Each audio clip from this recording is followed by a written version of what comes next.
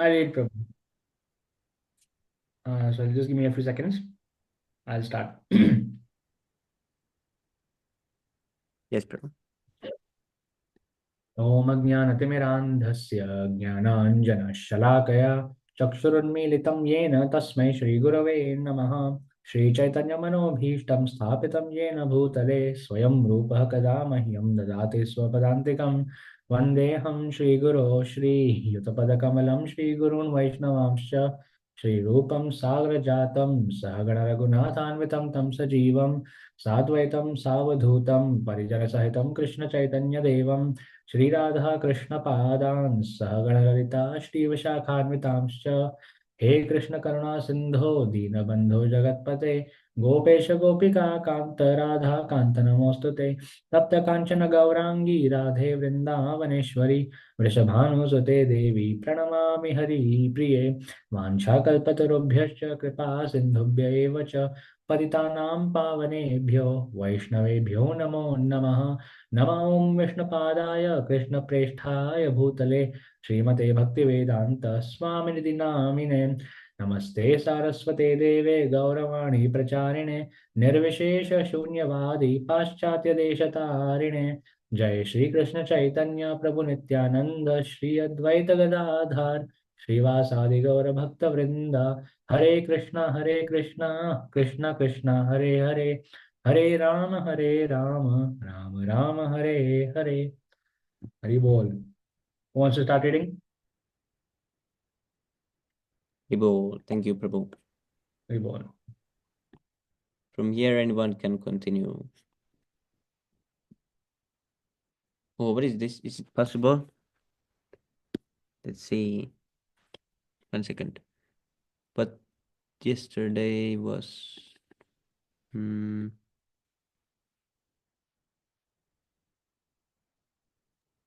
Which chapter is this, Prabhu? I think it's the last chapter or second last chapter? Second last. Second last. Okay. I can read starting from accompanied by if you want. Yes, Prabhu, we were here. You can Okay. continue from this part. I'll start from the beginning of this paragraph because Yeah. it's better that way. That's how I usually do it, right? So even if I'm mid paragraph, I usually start the next time with the beginning of this paragraph. So this is accompanied by. Yeah. Yes, Prabhu. So accompanied by Krishna, Arjun saw a large palace within the water. There were many thousands of pillars and columns made of valuable jewels, and the glaring effulgence of those columns was so beautiful that Arjun became charmed by it. Within that palace, Arjun and Krishna saw the gigantic form of Anantadev, who was also known as Shesha.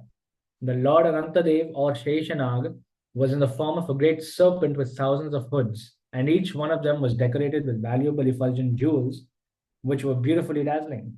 Each of Anantadev's hoods had two eyes, which appeared to be very fearful. His body was as white as the mountain top of Kailasa, which is always covered by snow. His neck was bluish, as were his tongues. Thus Arjun saw the Sheshanag form, and he also saw that on the very soft white body of Sheshanag, Lord Mahavishnu was lying very comfortably. He appeared to be all pervading and very powerful, and Arjun could understand that the Supreme Personality of Godhead in that form is known as Purushottama.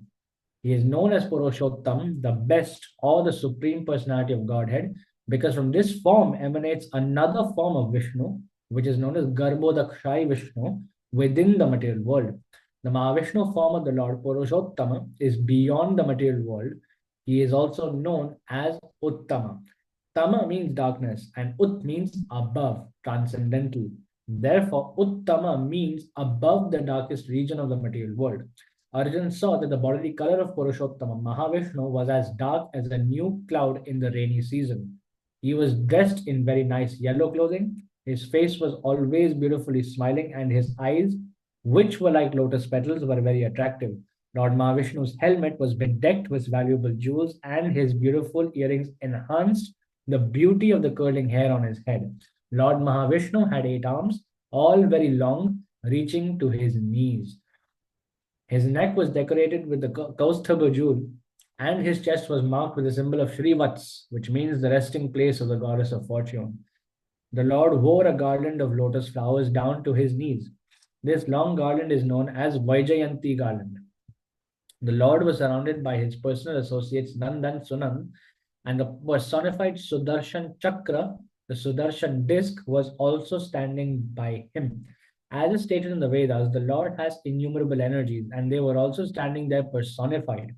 The most important among them were as follows: Pushti, the energy for nourishment; Shri, the energy of beauty; Kirti, the energy of reputation; and Aja, the energy of material creation.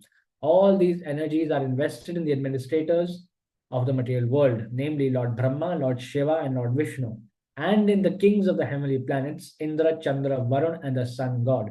In other words, all these demigods, being empowered by the Lord with certain energies, engage in the transcendental loving service of the Supreme Personality of Godhead. The Mahavishnu feature is an expansion of Krishna's body. It is also confirmed in the Brahma Samhita that Mahavishnu is a portion or a plenary expansion of Krishna. All such expansions are non-different from the personality of Godhead. But since Krishna appeared within this material world to manifest his pastimes as a human being, he and Arjun immediately offered their respects to Lord Mahavishnu by bowing down before him. It is stated in the Srimad Bhagavatam that Lord Krishna offered respect to Mahavishnu. This means that he offered obeisances unto him only because Lord Mahavishnu is not different from he himself.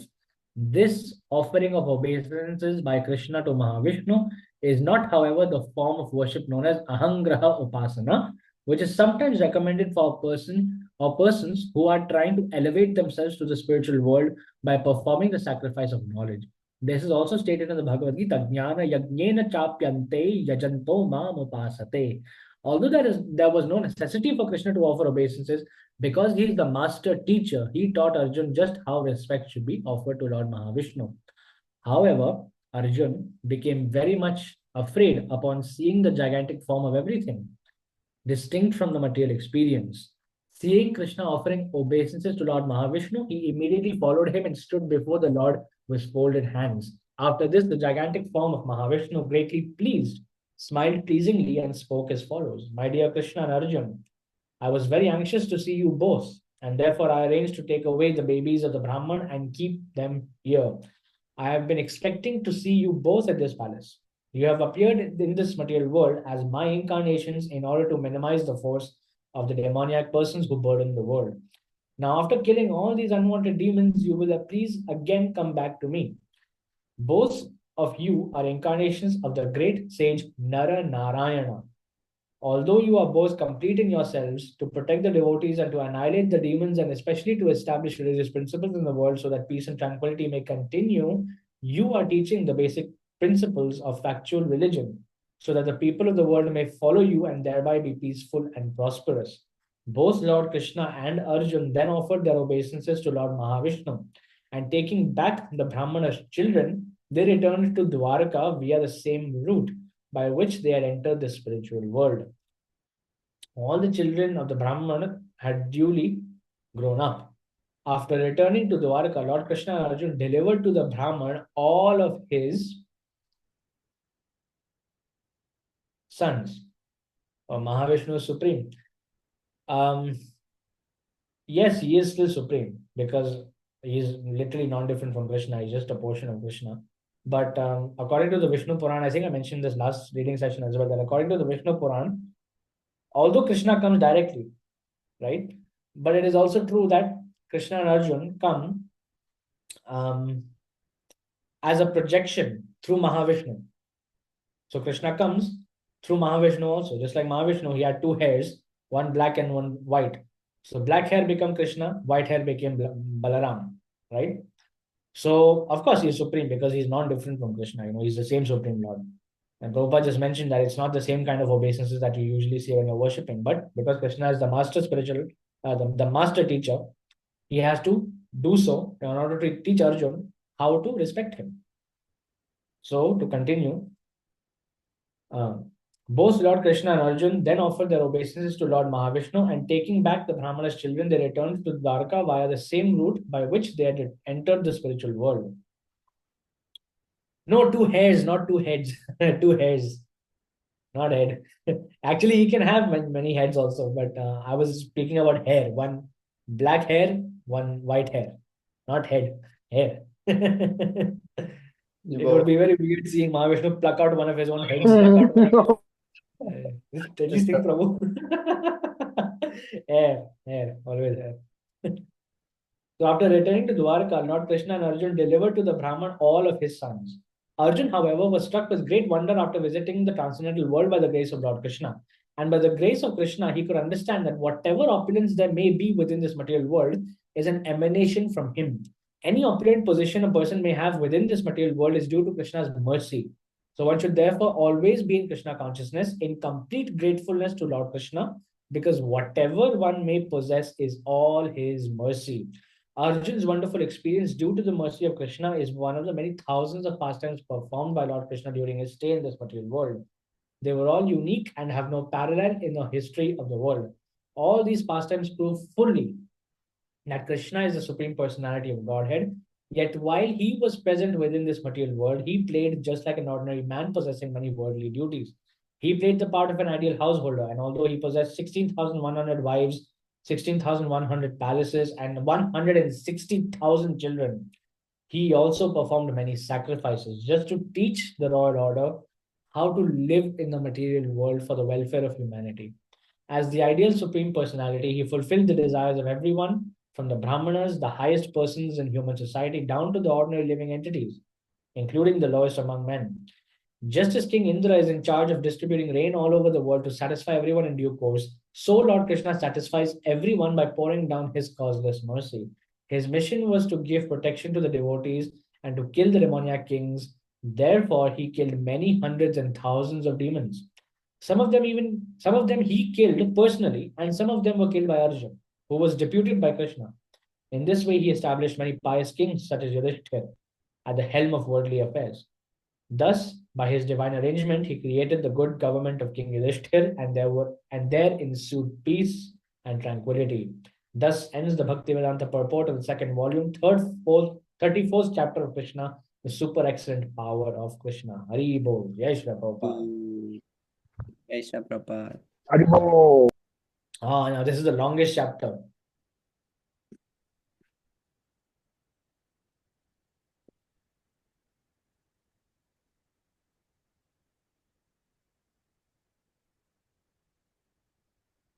Okay, let's start this. Someone should read. Please, someone should participate.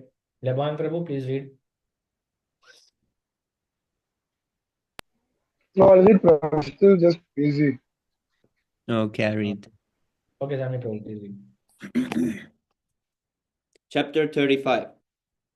Summary description of Lord Krishna's pastimes. After returning from the spiritual kingdom, which he was able to visit personally along with Krishna, Arjuna was very much astonished. He thought to himself that although he was only an ordinary living entity, by the grace of Krishna it had been possible for him to see personally the spiritual world. Not only had he seen the spiritual world, but he had also personally seen the original Mahavishnu, the cause of the material creation. It is said that Krishna never goes out of Vrindavan. Vrindavanam parityagya na padam ekam gacchati. Krishna is supreme in Mathura, he is more supreme in Dwaraka, and he is most supreme in Vrindavan. Krishna's pastimes in Dwaraka are displayed by his Vasudeva portion, yet there is no difference between the Vasudeva portion manifested in Mathura and Dwaraka, and the original manifestation of Krishna at Vrindavan. In the beginning of this book, we have discussed that when Krishna appears, all his incarnations, plenary portions, and portions of the plenary portions come with him. Thus, some of his different pastimes are manifested not by the original Krishna himself, but by his different portions and plenary portions of incarnation. Arjuna was therefore puzzled about how Krishna went to see the Karanarnavasai Vishnu in the spiritual world. This is fully discussed in the commentaries of Srila Vishwanath Chakravarti Thakur. It is understood from the speech of Mahavishnu that he was very anxious to see Krishna. It may be said, however, that since Mahavishnu took away the Brahmana's son, he certainly must have gone to Dwaraka to do so. Therefore, why did he not see Krishna there? A possible answer is that Krishna cannot be seen even by the Mahavishnu, who is lying in the causal ocean of the spiritual world, unless Krishna gives his permission. That's so funny. Krishna cannot see himself. Thus Mahavishnu took away the Brahmana's son one after another just after their birth so that Krishna would come personally to retrieve them and then Mahavishnu would be able to see him there. If that is so, the next question is this. Why would Mahavishnu come to Dwaraka personally if he were not able to see Krishna? Why did he not send some of his associates to take away the sons of the Brahmana? A possible answer is that it is very difficult to put any of the citizens of Dwaraka into trouble in the presence of Krishna. Therefore, it was not possible for any of Mahavishnu's associates to take away the Brahmana's sons, and thus he personally came to take them.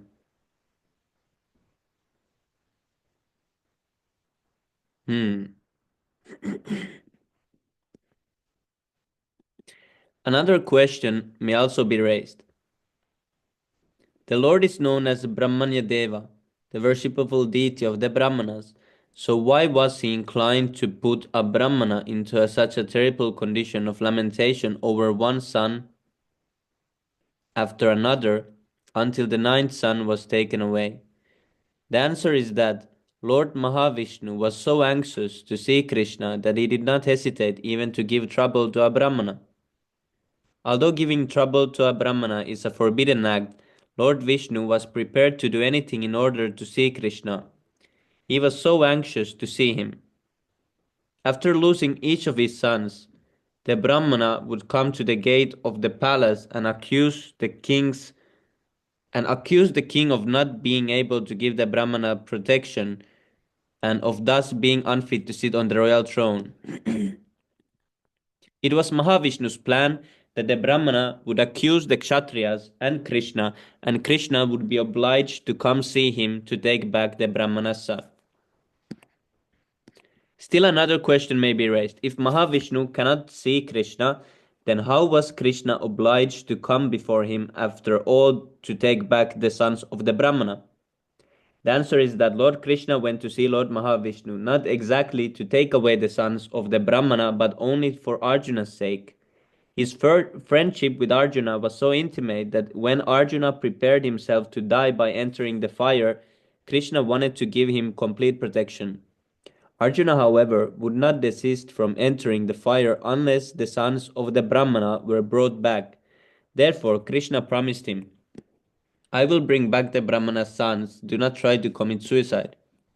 If Lord Krishna were going to see Lord Vishnu only to reclaim the sons of the Brahmana, then he would not have waited until the ninth son was taken. But when the ninth son was taken away by Lord Mahavishnu and Arjuna was therefore ready to enter the fire because his promise was going to prove false, that serious situation made Lord Krishna decide to go with Arjuna to see Mahavishnu. It is said that Arjuna is an empowered incarnation of Nara Narayana. He is even sometimes called Nara Narayana. The Nara Narayana incarnation is also one of Lord Vishnu's plenary expansions. Therefore, when Krishna and Arjuna went to see Lord Vishnu, it is to be understood that Arjuna visited in his Nara Narayana capacity, just as Krishna, when he displayed his pastimes in Dwaraka, acted in his Vasudeva capacity. After visiting the spiritual world, Arjuna concluded that whatever opulence anyone can show within this material or spiritual world is all a gift of Lord Krishna. Lord Krishna is manifested in various forms as Vishnu Tattva and Jiva Tattva, or in other words as Samsa, Samsha and Vibhinnamsha. Vishnu Tattva is known as Samsha and Jiva Tattva is known as Vibhinnamsha. He can therefore display himself by his different transcendental pastimes, either in the portion of Samsha or Vibhinnamsha, as he likes, but still he remains the original Supreme Personality of Godhead. The concluding portion of Krishna's pastimes is found in the 19th chapter of the 10th canto of Srimad Bhagavatam. And in this chapter, Sukadev Goswami wanted to explain how Krishna lived happily at Dwaraka with all opulences. Krishna's opulences of strength has already been displayed in his different pastimes, and now it will be shown how his residence at Dwaraka displayed his opulences of wealth and beauty.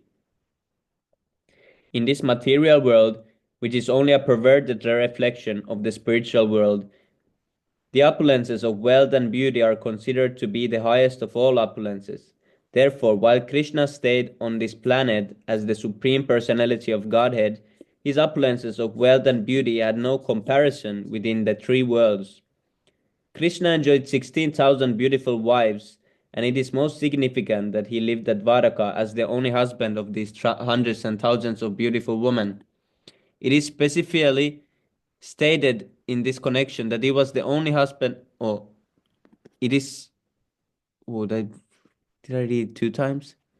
No, it is specifically stated in the connection that he was the only husband of 16,000 wives. It is, of course, not unheard of in the story. No, it is. It is, of course, not heard of in the history of the world that a powerful king would keep many hundreds of queens. But although such a king might be the only husband of so many wives, he could not enjoy all of them at one time. Krishna, however, enjoyed all of his 16,000 wives simultaneously. Although it may be said that yogis also can expand their bodies into many forms, the yogi's expansion and Lord Krishna's expansion are not one and the same. Krishna is therefore sometimes called Yogeshvara, the master of all yogis. In the Vedic literature, we find that the yogi Shaubari Muni expanded himself into 8. But that expansion was like a television expansion. The television image is manifested in millions of expansions, but those expansions cannot act differently. They are simply reflections of the original and can only act exactly as the original does. Krishna's expansion is not material like the expansions of the televisions or the yogi. When Narada visited the different palaces of Krishna, he saw that Krishna, in his different expansions, was variously engaged in each and every palaces of the queens. It is also said that Krishna lived at Dwaraka as the husband of the goddess of fortune. Queen Rukmini is the goddess of fortune, and all the other queens are his expansions. So Krishna, the chief of the Vrishni dynasty, enjoyed the goddess of fortune in full opulence. The queens of Krishna are described as permanently youthful and beautiful. Although Krishna had grandchildren and great grandchildren, neither Krishna nor his queens looked older than 16 or 20 years of age. The young queens were so beautiful that when they moved, they appeared like lightning moving in the sky. They were always dressed with exalted ornaments and garments and were always engaged in sportive activities like dancing, singing, or playing ball on the roofs of the palaces. The dancing and tennis playing of girls in the material world appeared to be perverted reflections of the original pastimes of the original personality of Godhead, Krishna and his wives. The roads and streets of the city of Dwaraka were always crowded with elephants, horses, chariots, and infantry soldiers. When elephants are engaged in service, they are given liquor to drink, and it is said that the elephants in Dwaraka were given so much liquor that they would sprinkle a great quantity of it on the road and still would walk on the streets intoxicated. The infantry soldiers passing on the street were profusely decorated with golden ornaments, and horses and golden chariots plied along the streets. In all directions of Dwaraka city, wherever one would turn his eyes, he would find green parks and gardens, and each of them was filled with trees and plants laden with fruits and flowers. Because there were so many nice trees of fruits and flowers, all the sweet chirping birds and the buzzing bumblebee joined together to make sweet vibrations. The city of Dwaraka thus fully displayed all opulence. The heroes in the dynasty of Yadu used to think themselves the most fortunate residents of the city, and actually they enjoyed all the transcendental facilities. All the 16,000 palaces of Krishna's queens were situated in in this beautiful city of Dvaraka, and Lord Krishna, the supreme eternal enjoyer of all these facilities, expanded himself into 16,000 forms and simultaneously engaged in different family affairs in those 16,000 palaces. In each and every one of the palaces, there were nicely decorated gardens and lakes. The crystal clear water of the lakes contained many blooming lotus flowers of different colors like blue, yellow, white, and red, and the saffron powder from the lotus flowers was blown all around by the breeze. Other lakes were full of beautiful swans, ducks, and cranes, crying occasionally with melodious sounds. Lord Krishna sometimes entered those lakes or sometimes the rivers with his wives and enjoyed swimming pastimes with them in full jubilation. Sometimes the wives of Lord Krishna, who were all goddesses of fortune, would embrace the Lord in the midst of the water while swimming or taking bath, and the red vermilion of kumkuma decorating the beauty of their breast would adorn the chest of the Lord with the reddish color.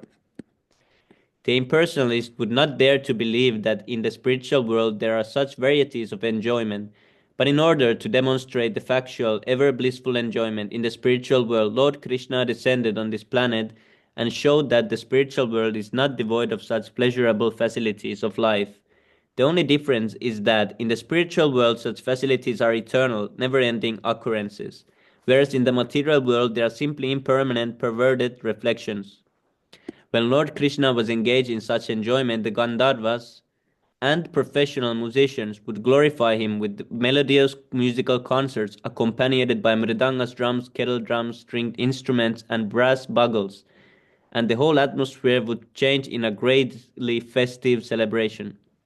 In a festive mood, the wives of the Lord would sometimes sprinkle water on the Lord's body with a syringe like instrument, and the Lord would similarly wet the bodies of the queens. When Krishna and the queens engaged themselves in these pastimes, it seemed as if the heavenly king Yaksharaja were engaged in such pastimes with his many wives. Yaksharaja is also known as Kubera and is considered to be the treasurer of the heavenly kingdom. When the wives of Lord Krishna thus became wet, their breasts and their thighs would increase in beauty 1,000 times, and their long hair would fall down to decorate those parts of their bodies. Semi Prabhu. Yes, Prabhu. Haribol. Yeah, when you are done, you can tell me to read. I'm ready to read if you're done. Yes, Prabhu, you can continue. Oh yeah, there were drunk elephants with the liquor. Why they give the elephants? Okay, should I start there at the beautiful flower? Yes, Prabhu. Prabhu, do you have elephants in South Africa? Oh, Allah, Prabhu. Oh, do they drink liquor? There are, no. Okay, good, Prabhu. No, no, it's just normal water. I don't know what they eat. Yes, Prabhu. Maybe some trees. And it's actually a war here in South Africa and Congo. Oh, is it? Yes, Prabhu, they're fighting each other, killing each other there. Like South Oh, African people killed like 778 people in Congo, and only 13 South African died. So I think Trump was speaking about it, you know. hmm. So is it getting But worse? like, yes, it's getting worse, probably, because the Congo president does not even want to listen. He says, if it's war, it's war. But Bring how it can they on. fight? Because the Congo is far and South Africa is far. How they can fight? There's Zambia in between. There's I was, Ghana. in There's fact, Zimbabwe. our president sent that the soldiers to Congo, ne? And he said he does not want to fight. He wanted to create peace. But then I think the Congo soldiers started shooting and everything. And then That's true. and he said an attack is a declare of war. So I think it has started because I saw in the news even Trump said it's a serious matter now. Hmm. Yes, bro. Be careful. Oh yes, bro. It's actually in Congo, not here. Yes, bro. But that's weird. How they can fight like two countries away? There is like two big countries in between, or like places. Yes. Yeah, but then I think South Africa is stronger, because it's owned by British, because it has minerals, it's owned by big dogs, not Oh, actually owned by Ramaphosa. yes, bro. I've heard that. Yes. Yeah, let me continue reading, brother. The beautiful flowers which were placed in.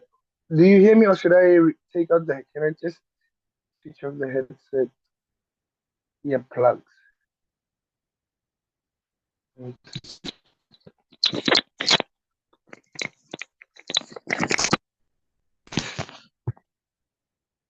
Can you hear me, Prabhusna? Yes, Prabhu. Okay. The beautiful flowers which were placed in the hair would fall, and the queen, being seemingly harassed by throwing water at them, would approach him on the plea of snatching the syringe like instrument, and this attempt would create a situation wherein the Lord could embrace them as they willingly approached him. Upon being embraced, the wives of the Lord would feel on the mouths a clear indication of conjugal love, and this would create an atmosphere of spiritual bliss. When the garland on the neck of the Lord then touched the breast of the queens, their whole bodies became covered with saffron yellow. Semi Prabhu. Yes, Prabhu. I just had this thought in mind, like Indian Indian devotees, they like crying that the reading session takes up late, but they never show when it's at 5 o'clock. Yes, Prabhu. That always happens. Yes, Prabhu.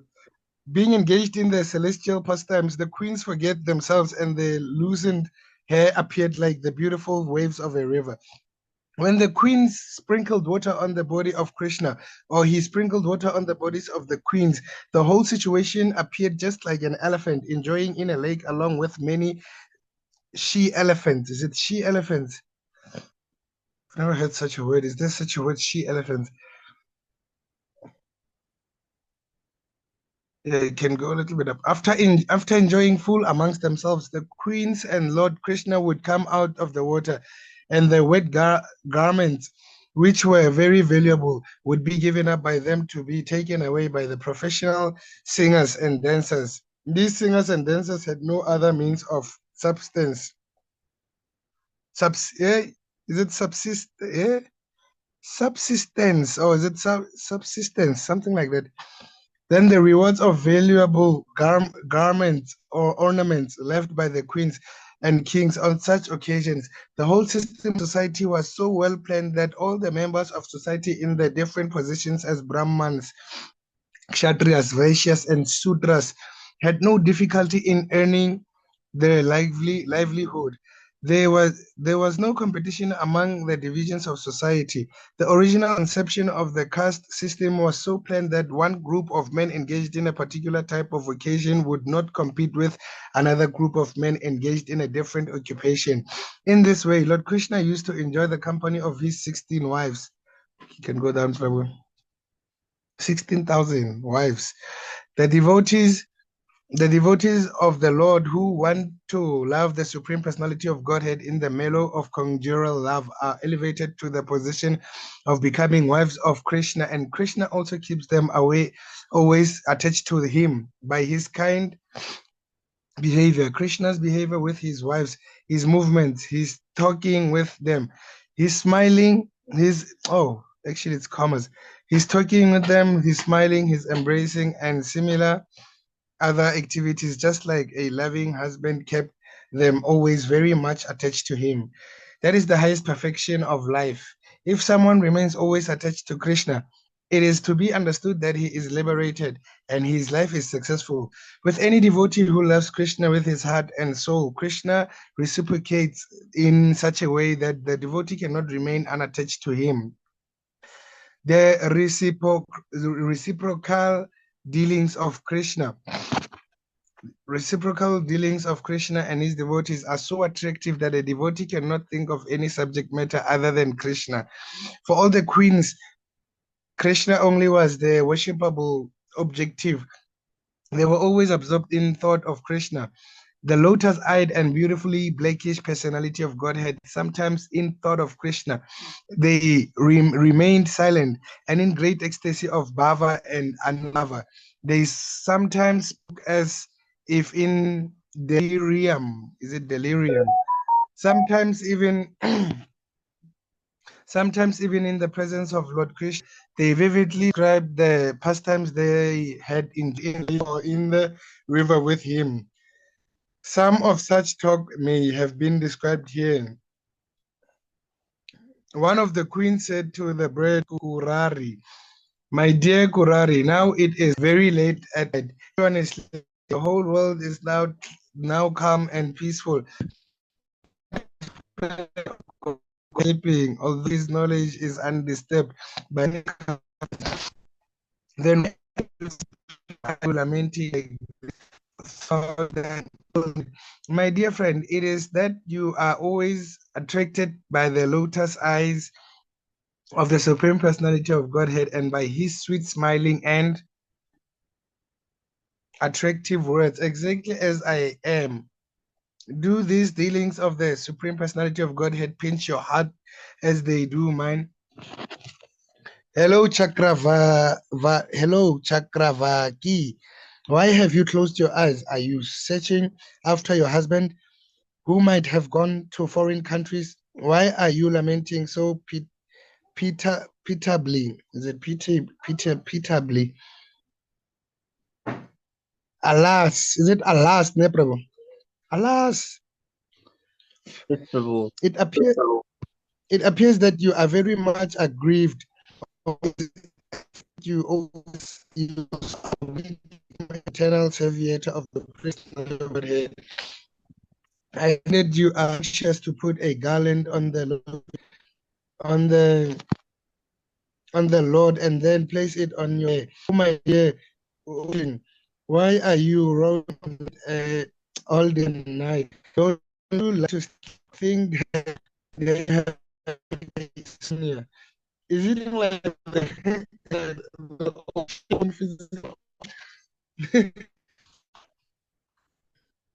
What, Prabhu? insomnia or You became is robot. it is the ocean? Oh, Why Prabhu, are you wait a second.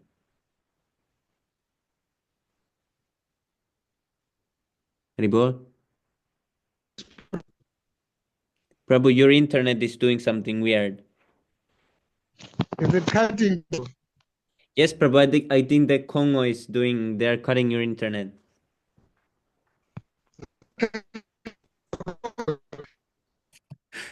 Yes, you sound like a robot, Prabhu. You need to rejoin, I think.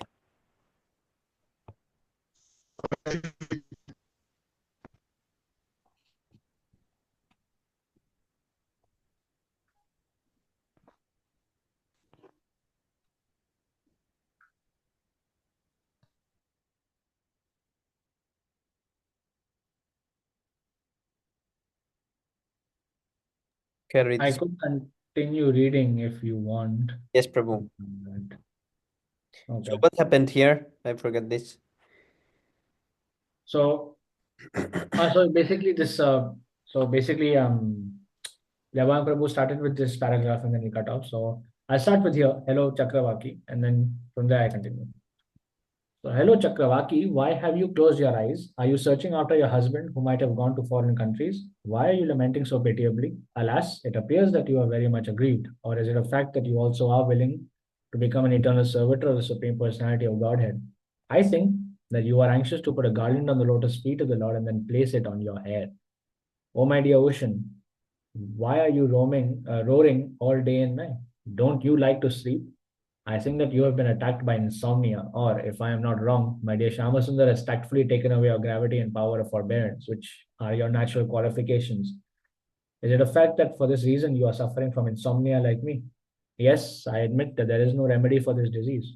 My dear moon god, I think that you have been attacked by a severe type of tuberculosis. For this reason, you are becoming thinner and thinner day by day. Oh my lord, you are now so weak that your thin rays cannot dissipate the darkness of night. Or is it a fact that just as I have, you also have been stunned by the mysteriously sweet words of my Lord Shamasundar? Is it a fact that it is because of this severe anxiety that you are so grave? O breeze from the Himalayas, What have I done to you that you are so intent on teasing me by awakening my lust to meet Krishna? Do you not know that I have already been injured by the crooked policy of the personality of Godhead? My dear Himalayan breeze, please know that I have already been stricken. There is no need to injure me more and more. My dear beautiful cloud, the color of your beautiful body exactly resembles the dearmost Shamasundar's bodily hue. I think, therefore, that you are very much dear to my lord, the chief of the dynasty of the Yadus, and because you are so dear to him, you are exactly as I am, absorbed in meditation.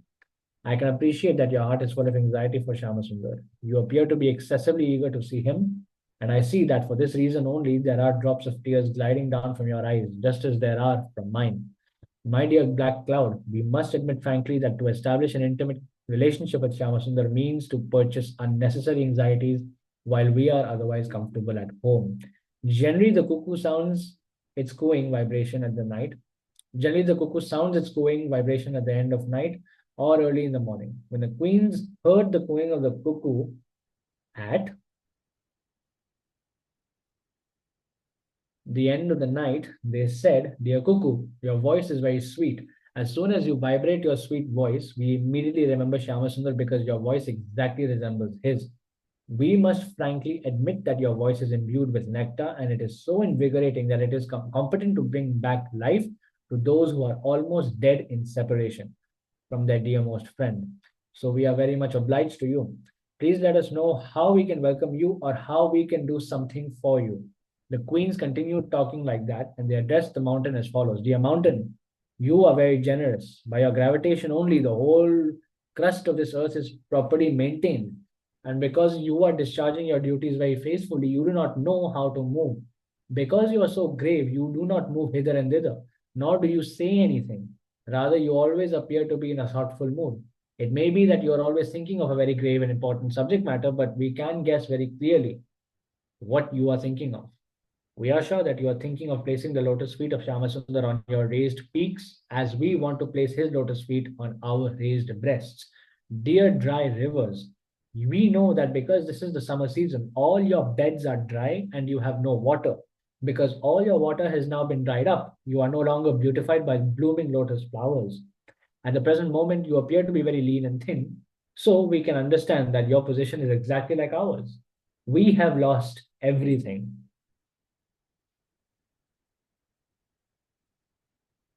We have lost everything due to being separated from Shyamasundar, and we no longer hear his pleasing words. Our hearts no longer work properly, and therefore we also have become very lean and thin. We think, therefore, that you are just like us. You have turned lean and thin because you are not getting any water from your husband, the ocean, through the clouds. The example given herewith by the queens is very appropriate. The riverbeds become dry when the ocean no longer supplies water through the clouds. The ocean is supposed to be the husband of the river and therefore is supposed to support her. Unless a woman is supported by the husband with the necessities of life, she also becomes as dry as a dry river. One I queen did. I don't remember this. I didn't remember this analogy. This is nice analogy. Yes, Prabhu. For an Yes, ocean. yes, Prabhu. So one queen addressed a swan as follows. My dear swan, please come here, come here. You are welcome. Please sit down and take some milk. My dear swan, can you tell me if you have any message from Shyamasundar? I take you to be a messenger from him.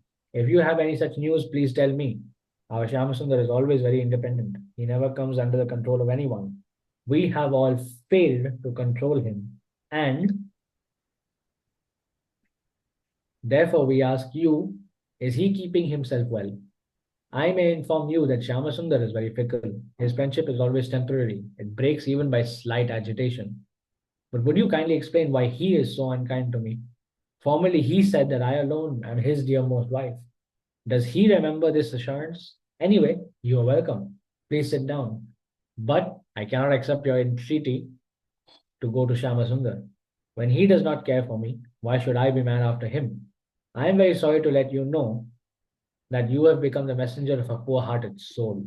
You are asking me to go to him, but I am not going. What is that?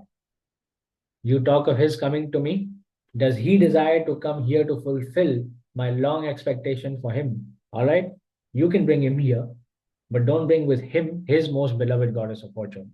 Do you think that he cannot be separated from the goddess of fortune even for a moment? Could he not come here alone without Lakshmi? His behavior is very displeasing. Does it mean that without Lakshmi, Shyamasundar cannot be happy? Can't he be happy with any other wife? Does it mean that the goddess of fortune has the ocean of love for him and none of us can compare to her? All the wives of Lord Krishna were completely absorbed in thought of him. Krishna is known as the Yogeshwara, the master of all yogis. And all the wives of Krishna at Dwarka used to keep this Yogeshwar within their hearts.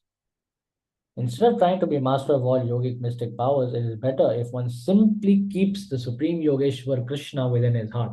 Thus, one's life can become perfect and one can very easily be transferred to the kingdom of God. It is to be understood that all the queens of Krishna who lived with him at Dwarka were in their previous lives very greatly exalted devotees who wanted to establish a relationship with Krishna in conjugal love. Thus, they were given the chance to become his wives and enjoy a constant loving relationship with him. Ultimately, they were all transferred to the Vaikuntha planets. The Supreme Absolute Truth's personality of Godhead is never impersonal. All the Vedic literatures glorify the transcendental performance of his various personal activities and pastimes. It is said that in the Vedas and in the Ramayana, only the activities of the Lord are described. Everywhere in the Vedic literature, his glories are sung. As soon as soft-hearted people such as women hear those transcendental pastimes of Lord Krishna, they immediately become attracted to him. Soft-hearted women and girls are therefore very easily drawn to the Krishna consciousness movement. One who is thus drawn to the Krishna consciousness movement and tries to keep himself in constant touch with such consciousness. Huh? Prabhu, I lost it. Oh, it's No, here. down. Yes. One who is thus drawn to the Krishna consciousness movement and tries to keep himself in constant touch with such consciousness certainly gets the supreme salvation, going back to Krishna at Golok Vrindavan. If simply by developing Krishna consciousness, one can be transferred to the spiritual world, one can simply imagine how blissful and blessed were the queens of Lord Krishna who talked with him personally and who saw Lord Krishna eye to eye. No one can properly describe the fortune of the wives of Lord Krishna. They took care of him personally by rendering various transcendental services like bathing him, feeding him, pleasing him, and serving him. Thus, no one's austerities can compare to the service of the queens at Dwaraka. Hari Bol. Anyone like to continue? Prabhu, thank you, Prabhu. Jai, Hari Bol.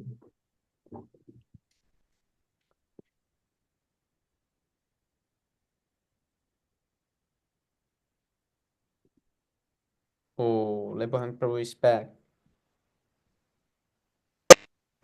Yes, Prabhu. Can you hear me now? Yes, Prabhu. Better. Can you say again? Is it hey? Yes, Can you Prabhu. hear me? Yes, Prabhu. Now it's okay. Oh, can I read now? Prabhu. I think my phone is overheating. I need to buy a new one. I lost the other phone. Yes, Prabhu. Is it iPhone? No. We don't like iPhone. Ah, okay. We call it useless. Oh, yes, Prabhu.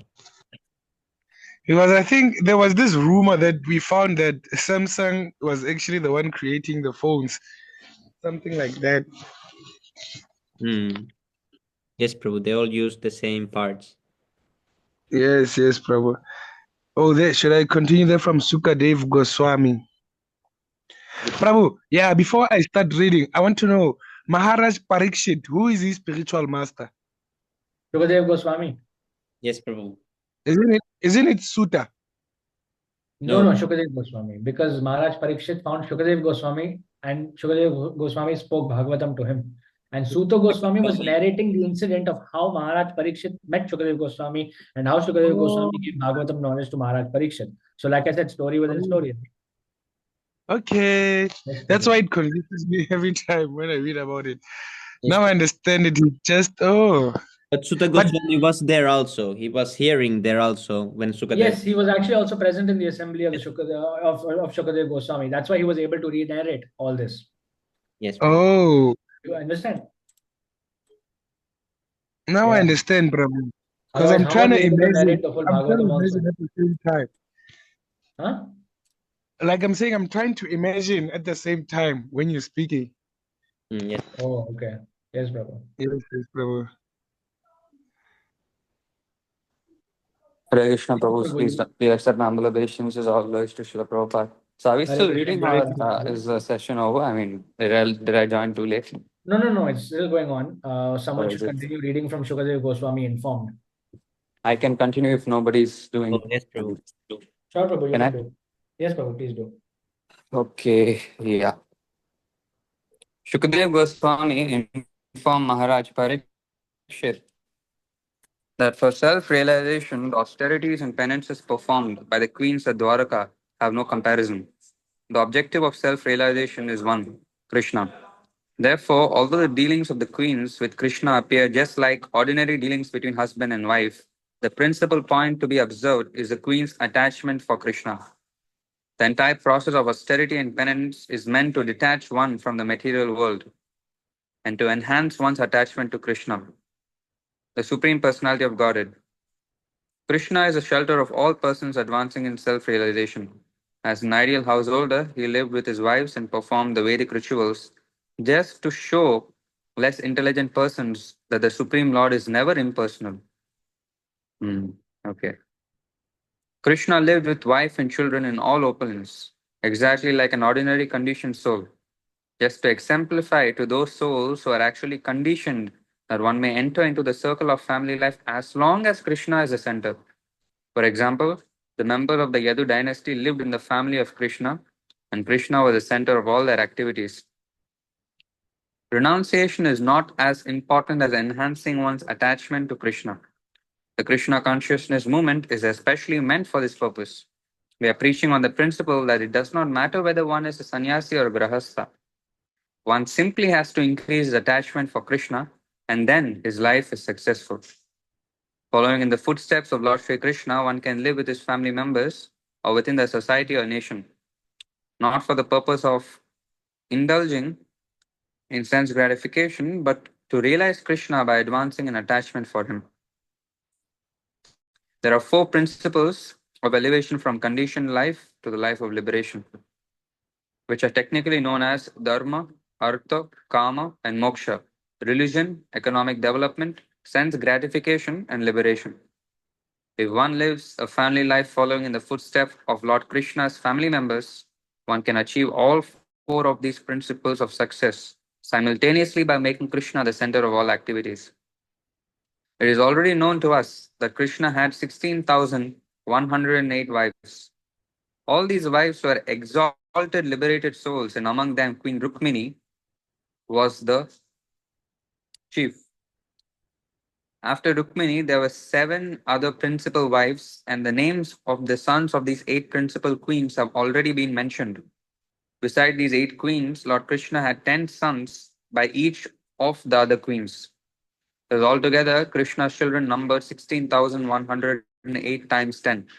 One should not be astonished to hear that Krishna had so many sons. One should always remember that Krishna is the Supreme Personality of Godhead and that he had unlimited potencies. Not had, sorry, he has unlimited potencies. He claims all living entities as his sons. So even if he had 16 million sons attached to him personally, there would be no cause for astonishment. Among Krishna's greatly powerful sons, 18 sons were Maharathas. The Maharathas could fight alone against many thousands of soldiers, charioteers, cavalry, and elephant.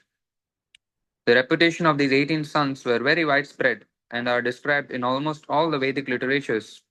The 18 Maharatha sons are listed as Pradyumna, Aniruddha, Diptiman, Bhanu, Samba, Madhu, Brihadbhanu, Chitrabhanu, Rika, Aruna, Pushkara, Vedabahu, Shrutadeva, Sunandana, Chitrabahu, Virupa, Kavi, and Nyagrodha. Nyagrodha. Of these 18 Maharatha sons of Krishna, Pradyumna is considered to be the foremost. Pradyumna happened to be the eldest son of Queen Rukmini, and he inherited all the qualities of his great father, Lord Krishna. He married the daughter of his maternal uncle Rukmi and Aniruddha. The son of Pradyumna was born from that marriage. Aniruddha was so powerful that he could fight against 10,000 elephants.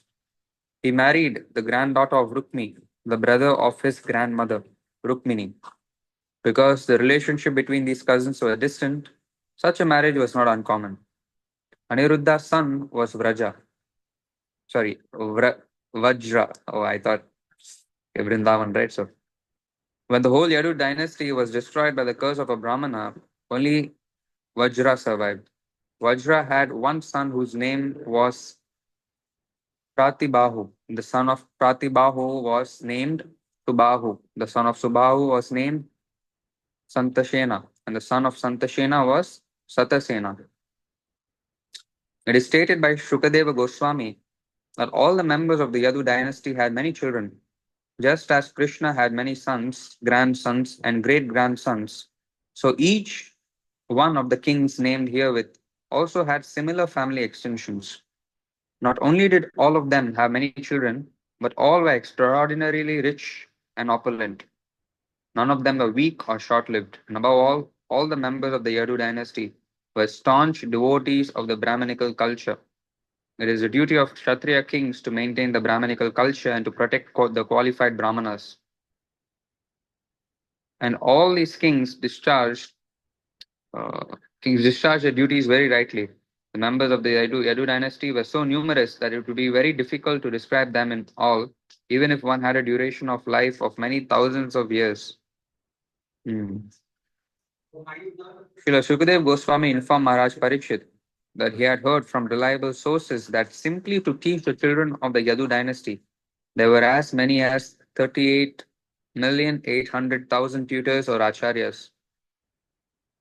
If so many teachers were needed to educate their children, one can simply imagine how vast the number of family members. As far as their military strength, it is said that King Ugrasena alone had 10 quadrillion soldiers as personal bodyguards. Oh my god. That's crazy. Oh my god. 10 quadrillion. Wow. But see how many acharyas. 38,800,000 acharyas. Yes, Oh Prabhu. my god. ISKCON could argue to us that during that time they had so many acharyas at the same time. So Well, obviously that was necessary. No, right now, no, not necessary. yes, Prabhu. We are not sons of the Yadu dynasty, right? That requires so much heavy duty work to teach. Yes, We are Prabhu. simply Kalyugi people, and it's very easy to, one acharya, very easy to handle all the people of Kalyug. Yes, Prabhu. I mean, and that's there, but in another point of view, see, they're already coming from a very exalted place, so they already have naturally good qualities. So Kali Yuga is so difficult to handle. Yes, Perhaps bro. there's one bona fide acharya to handle everything, and many quote unquote acharyas, like in Gaudiya Math and ISKCON, to cheat everyone else. You can Yes, say. bro. But over Yes, here, bro. 38 million like acharyas. Oh my god, that's crazy. That Oh, many exalted people, yeah, I mean, wow. many, Because the many. population was so much higher then, also, right? Yes, Yes, Prabhu. bro. It's crazy big. Yeah, now it's like what, 8 billion they say? Yeah, And now they say, oh my god, oh, Earth is like too much trouble, too much crazy, crazy. I mean, 8 billion is like so less compared to what they had and everything. Yes, Prabhu. They They had, had only the army was quadrillion, 10 quadrillion. yeah, can you imagine 10 quadrillion soldiers? So, oh my god. It's actually unfathomable. Wow. Prabhupada even said that during the war of Kurukshetra, the entire world was silent because no one was at their home except for the wives and children. Because the Oof. war was that big, whole world was just silent, Yeah. empty, all the houses. Oh my god. That's crazy. Oh my god. That's literally, cannot imagine. Anyway. But don't worry, in 12 years also we'll all become Bhagavatas, right? Yeah, yeah, Prabhu. 10 uh, years, Prabhu. It's fine. Only yes, 11 years, Prabhu. It's okay. It's okay. I yes, have Prabhu, no 6 years to problem. go. Soon, yeah. In 10 years, one will receive initiation, both first and second, from Luvesh Prabhu. So, Yes, Prabhu, yes, no, no problem. Sanyas also, right? Yeah, Yes, yeah. Prabhu, Can. sannyas also, everything. All three. I'll give you love of Godhead. Directly, yeah. Krishna Chaitanya, Krishna Dite Paro, right? Yes, Yeah, yes, yeah. You give me Prabhu, huh? You please don't yes, forget me. Prabhu. Keep me in your prayers. We'll come Exactly. Pondicherry to not get trained as a brahmachari, to get trained as an acharya. Yes, Prabhu, Yes, Prabhu. definitely. Yes, Prabhu. Acharya. Yeah. Then we can also start. Like in Gaudiya Math, they have, right? Every camp they have. Like now there's this one person called Bodhayan Maharaj, right? You know him? So there's like so many acharyas in Gaudiya Mat. Like every camp has different acharya. One guy is saying Narayan Maharaj, one guy is saying Puri Maharaj, one guy is saying this Maharaj, that Maharaj. Like that, we'll also have Pranjal Prabhu, Sami Prabhu, Luvesh Prabhu, Labhang Prabhu as acharya soon. Yes, Prabhu. Siddha, sir. Mm, yeah. Yeah. Okay, anyway, so before the advent of Lord Krishna within this universe, there were many battles between the demons and the demigods. Many demons died in the fighting, and they were all given the chance to take birth in high royal families on this earth. Because of their royal exalted posts, all these demons became very much puffed up, and their only business was to harass their subject. Lord Krishna appeared on this planet just at the end of Dwapar Yuga in order to annihilate all these demoniac kings. As it is said in the Bhagavad Gita, Paritranaya sadhunam vinashaya shaduskritam. The Lord comes to protect the devotees and to annihilate the miscreants. Some of the demigods were also asked to appear on this earth to assist in the transcendental pastimes of Lord Krishna. When Krishna appeared, he came in the association of his eternal servitors, but the demigods also were requested to come down to assist him. And thus all of them took their births in the Yadu dynasty. The Yadu dynasty had 101 clans in different parts of the country. All the members of these different clans respected Lord Krishna in a manner befitting his divine position, and all of them were his devotees, heart and soul. Thus, all the members of the Yadu dynasty were very opulent, happy, and prosperous, and they had no anxieties. Because of their implicit faith in and devotion to Lord Krishna, they were never defeated by any other kings. Their love of Krishna was so intense that in their regular activities in sitting, sleeping, traveling, talking, sporting, cleansing, and bathing, they were simply absorbed in thoughts of Krishna and paid no attention to bodily necessities. That is a symptom of a pure devotee of Lord Krishna. Just as when a man is fully absorbed in some particular thought, he sometimes forgets his other bodily activities. So the members of the Yadu dynasty acted automatically for their bodily necessities, but their actual attention was always fixed on Krishna. The bodily activities were performed mechanically, but their minds was always absorbed in Krishna consciousness. Srila Sukadev Goswami has concluded in the 19th chapter of the 10th canto of Srimad Bhagavatam by pointing out five particular excellencies of Lord Krishna. The first excellence is that before Lord Krishna's appearance in the Yadu family, the river Ganges was known as the purest, Prabhu, you can scroll down, of all things. Even impure things could be purified simply by touching the water of the Ganges. The super excellent power of the Ganges was due to it having emanated from the toe of Lord Vishnu. But when Lord Krishna, the Supreme Vishnu, appeared in the family of the Yadu dynasty, he traveled personally throughout the kingdom of the Yadus. And by his intimate association with the Yadu dynasty, the whole family not only became very famous, but also became more effective in purifying others than the water of the Ganges. The whole family they became very famous, but also became more effective. Hmm. The next excellence of Lord Krishna's appearance was that although apparently he gave protection to the devotees and annihilated the demons, both the devotees and the demons achieved the same result. Lord Krishna is the bestower of five kinds of liberation, of which Sayuncha Mukti, the liberation of becoming one with the Supreme, was given to the demons like Kamsa, whereas the gopis were given the chance to associate with him personally. The gopis kept their individuality to enjoy the company of Lord Krishna, but Kamsa was accepted into his impersonal Brahma Jyoti. In other words, both the demons and the gopis were spiritually liberated, but because the demons were enemies, the gopis were friends. The demons were killed and the gopis were protected. The third excellency of Lord Krishna's appearance was that the goddess of fortune, who is worshipped by demigods like Lord Brahma, Indra, Chandra, always remained engaged in the service of the Lord, even though the Lord gave more preference to the gopis. Lakshmi Ji, the goddess of fortune, tried her best to be on an equal level with the gopis, but she was not successful. Nevertheless, she remained faithful to Krishna, although generally she does not remain at one place, even if worshipped by demigods like Lord Brahma. I think someone else can read if they want to, or shall I continue? You can continue, Prabhu, for this page. Right, right. The fourth excellence of Lord Krishna's appearance concerns the glories of his name. It is stated in the Vedic literature that by chanting the different names of Lord Vishnu 1,000 times, one may be bestowed with the same benefits as by thrice chanting the holy name of Lord Rama, and by chanting the holy name of Lord Krishna only once, one receives the same benefit. In other words, of all the holy names of the Supreme Personality of Godhead, including Vishnu and Rama, the holy name of Krishna is the most powerful. The Vedic literature therefore specifically stresses the chanting of the holy name of Krishna, Hare Krishna, Hare Krishna, Krishna Krishna, Hare Hare, Hare Rama, Hare Rama, Rama Rama, Hare Hare. Lord Chaitanya introduced this chanting of the holy name of Krishna in this age, thus making liberation more easily obtainable than in other ages. In other words, Lord Krishna is more excellent than his other incarnations. Although all of them are equally the Supreme Personality of Godhead. The fifth excellence. Oh, okay. I mean, from this page, or like you want me to complete the chapter, Prabhu? I mean, I didn't understand. I don't know how long it is. Let's see. I mean, This anything is chapter okay is with me. long, Prabhu.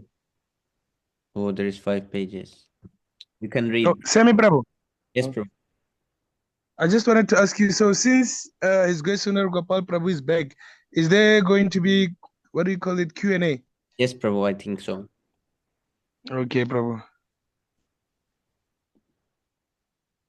Yes, Karti Prabhu, you can read maybe 2 pages. Right, okay. You go. The fifth excellence of Lord Krishna's appearance. Oh, 1 minute. 10:05, is it? Oh, Prabhu, I actually missed my attendance in the hostel. I mean, Okay, yeah, I was so absorbed in reading, I perhaps missed the. Okay, I have to Yes, go go down there. and give. Yeah, Yes, I'm sorry for that, but sorry to interrupt. But maybe someone else can read. I can continue after some time. I'll be hearing though. yes, Prabhu, thank you. Sorry for this, huh? Sorry. Hare Okay. Krishna. So, Hare Krishna, Yash Prabhu, please accept my humble obeisances. All glory to Srila Prabhupada. Would you like to continue reading? Hare I Krishna. see you are new. Vandar Pranam, Jai Shri Prabhupada. Oh. He's like, Pranam, Yash Prabhu, Jai Shri Prabhupada. I can he's like Pranjal Prabhu's brother, I think. Okay.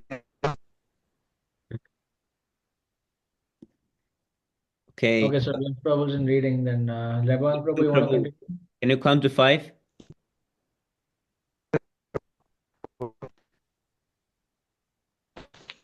Okay, maybe his internet connection is acting up. So I'll continue if you want. Is it? Yeah, Prabhu, it's doing something weird. Yes, Prabhu, we can't hear you properly because of the cutting. Okay. So I'll read just to save time. This time is of the essence. So the fifth excellence of Lord Krishna's appearance is that he established the most excellent of all religious principles by his one statement in the Bhagavad Gita that simply by surrendering unto him, one can discharge all the principles of religious rites. In the Vedic literature, there are 20 kinds of religious principles mentioned, and each of them is described in different shastras. But Lord Krishna is so kind to the fallen conditioned souls of this age that he personally appeared and asked everyone to give up all kinds of religious rites and simply surrender unto him. It is said that this age of Kali is 3/4 devoid of religious principles. Hardly 1/4 of the principles of religion are still observed in this age. But by the mercy of Lord Krishna, this vacancy of Kali Yuga has not only been completely filled, but the religious process has been made so easy that simply by rendering transcendental loving service unto Lord Krishna by chanting his holy names, Hare Krishna, Krishna Krishna, Hare Hare, Hare Ram, Ram Ram, Hare Hare, one can achieve the highest result of religion, namely being transferred to the highest planet within the spiritual world, Goloka Vrindavan. One can thus immediately estimate the benefit of Lord Krishna's appearance and can thus understand that his giving relief to the people of the world by his appearance was not at all extraordinary. Srila Shukadev Goswami thus concludes his description of the super exalted position of Lord Krishna by glorifying him in the following way. O Lord Krishna, all glory is unto you. You are present in everyone's heart as Paramatma. Therefore, you are known as Jananivas, one who lives in everyone's heart. As confirmed in the Bhagavad Gita, Ishwaraha Sarva Bhutanam Hriddeshe Arjuna Tishtati. The Supreme Lord in his Paramatma feature lives within everyone's heart. This does not mean, however, that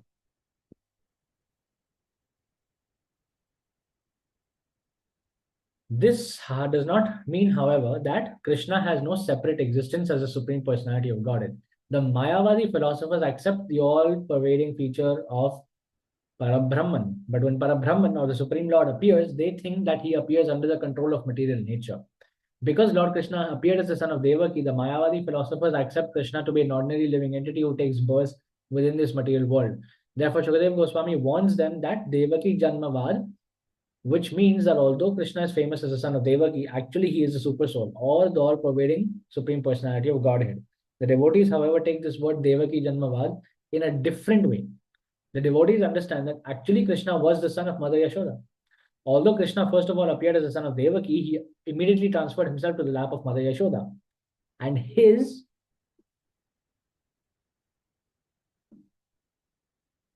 childhood pastimes were blissfully enjoyed by Mother Yashoda and Nanda Maharaj. So this fact was also admitted by Vasudeva himself when he met Nanda Maharaj and Yashoda at Kurukshetra. He admitted that Krishna and Balaram were actually the sons of Mother Yashoda and Nanda Maharaj. Vasudeva and Devaki were only their official father and mother. Their actual father and mother were Nanda and Yashoda. Therefore, Shukadeva Goswami addressed Lord Krishna as Devaki Janmavad. So Shukadeva Goswami then glorifies the Lord as one who is honored by the Yaduvara Parishat, the assembly house of the Yadu dynasty, and as the killer of different kinds of demons. Krishna, the Supreme Personality of Godhead, could have killed all the demons by employing his different material energies, but he wanted to kill them personally in order to give them salvation. There was no need of Krishna's coming to this material world to kill the demons. Simply by his willing, many hundreds and thousands of demons could have been killed without his personal endeavor. But actually, he descended for his pure devotees to play as a child with Mother Yashoda and Nanda Maharaj and to give pleasure to the inhabitants of Dwaraka.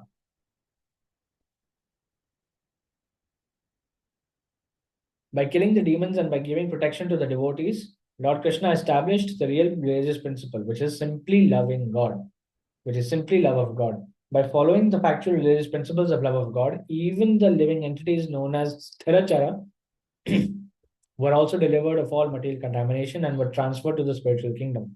Sthir means the trees and plants which cannot move, and Chara means the moving animals, so specifically the cows. So when Krishna was present, he delivered all the trees, monkeys, and other living and other plants and animals who happened to see him and serve him both in Vrindavan and in Dwaraka. Lord Krishna is especially glorified for his giving pleasure to the gopis and the queens of Dwaraka. Shukadeva Goswami glorifies Lord Krishna for his enchanting smile, by which he enchanted not only the gopis at Vrindavan but also the queens at Dwaraka. The exact word used in this connection is Vardhayan Kamadevam. In Vrindavan as the boyfriend of many gopis and in Dwaraka as the husband of many queens, Krishna increased their lusty desires to enjoy with him. For God realization or self-realization, one generally has to undergo severe austerities and penances for many, many thousands of years, and then it may be possible to realize God. But the gopis and the queens of Dwaraka, simply by enhancing their lusty desires to enjoy Krishna as their boyfriend or husband, received the highest type of salvation. So this behavior of Lord Krishna with the gopis and queens is unique in the history of self-realization. Usually people understand that for self-realization, one has to go to the forest or go to the mountains and undergo severe austerities and penances. But the gopis and the queens, simply by being attached to Krishna in conjugal love and enjoying his company in a so-called sensuous life full of luxury and opulence, achieved the highest salvation, which is impossible to achieve even by great sages and saintly persons. Similarly, the demons such as Kans, Dantavakra, Shishupal, etc. also got the highest benefit of being transferred to the spiritual world. In the beginning of Srimad Bhagavatam, Srila Vyasadeva offered his respectful obeisances to the Supreme Truth, Vasudeva Krishna. After that, he taught his son Shukadeva Goswami to preach Srimad Bhagavatam. It is in this connection that Shukadeva Goswami glorifies the Lord as Jayati. Jayati Jananevasa Devaki Janmavada. That was the verse, I think. So following in the footsteps of Srila Vyasadeva, Shukadeva Goswami and all the acharyas in descending succession, the whole population of the world should glorify Lord Krishna, and for their best interest, they should take to this Krishna consciousness movement. The process is easy and helpful. It is simply to chant the Hare Krishna Maha Mantra, Hare Krishna, Krishna Krishna, Hare Hare, Hare Ram, Ram Ram, Hare Hare. Lord Chaitanya has therefore recommended that one should be callous to the material ups and downs. Material life is temporary, and so the ups and downs of life may come and go. When they come, one should be as tolerant as a tree and as humble and meek as the straw on the street. But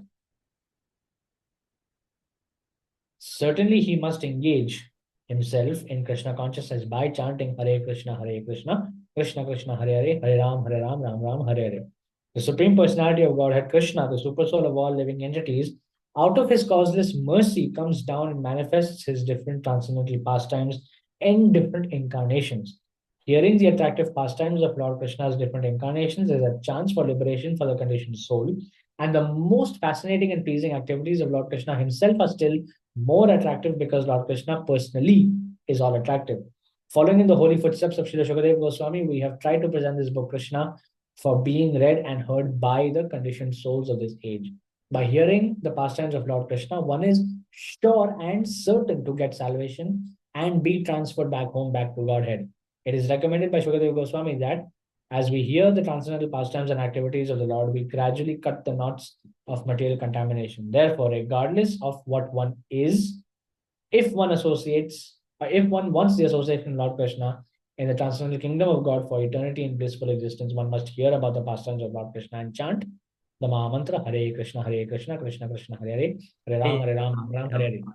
So the transcendental pastimes of the Supreme Personality of Godhead, Krishna. Prabhu, how many pages left? 2 pages left, Prabhu. 2. Yeah, can I also read? Can you hear me now? Oh, yes, Prabhu, please read. Yes, please. You can read also. We can hear you, yes. Oh, yeah, we can hear you, Prabhu. So you can start from the transcendental pastimes, Prabhu. The transcendental pastimes of the Supreme Personality of Godhead, Krishna, are so powerful that simply by hearing, reading, and memorizing this book, Krishna, one is sure to be transferred to the spiritual world, which is ordinarily very difficult to achieve. The description of the times of Lord is it gives us an impetus to study repeatedly. And the more attached to this, one is able to be transferred to the book of Vrindavan, as we have from the previous chapter. To cross it is to cross over the stringent law of material nature.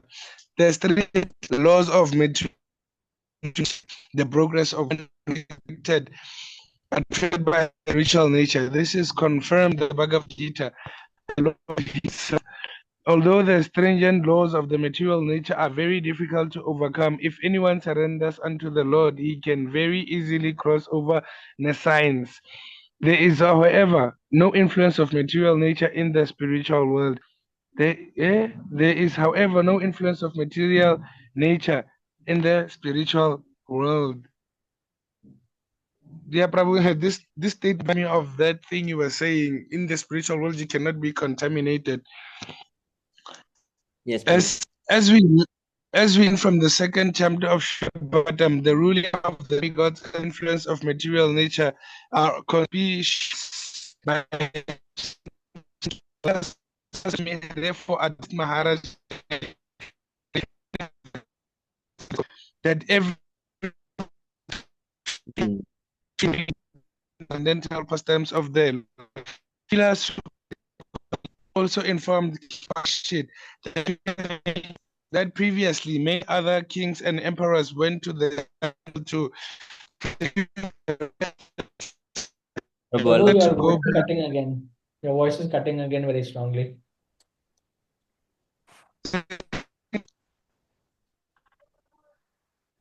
Oh, now we lost. I can hear you. No, Prabhu, it's cutting very poorly. Where are we, Prabhu? There, Prabhu, like, I don't know, king emperors, I don't know if King. Yes, went to the jungle to preserve severities and patience. Yes, in order they.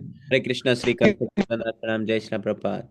Hare Krishna, Srikan Prabhu, Dana Pranam, always. Hare Krishna, Prabhu, Jai Pranam, Jai Shri Prabhupada. This is all glory to Srila Prabhupada. Still cutting, because I. Yeah, it's cutting too much, Prabhu. Perhaps your Wi-Fi, is it the issue? Is the Wi-Fi? Maybe you can try to move to some other place closer to the router or something like that. Yeah. Please sit next to the router or something.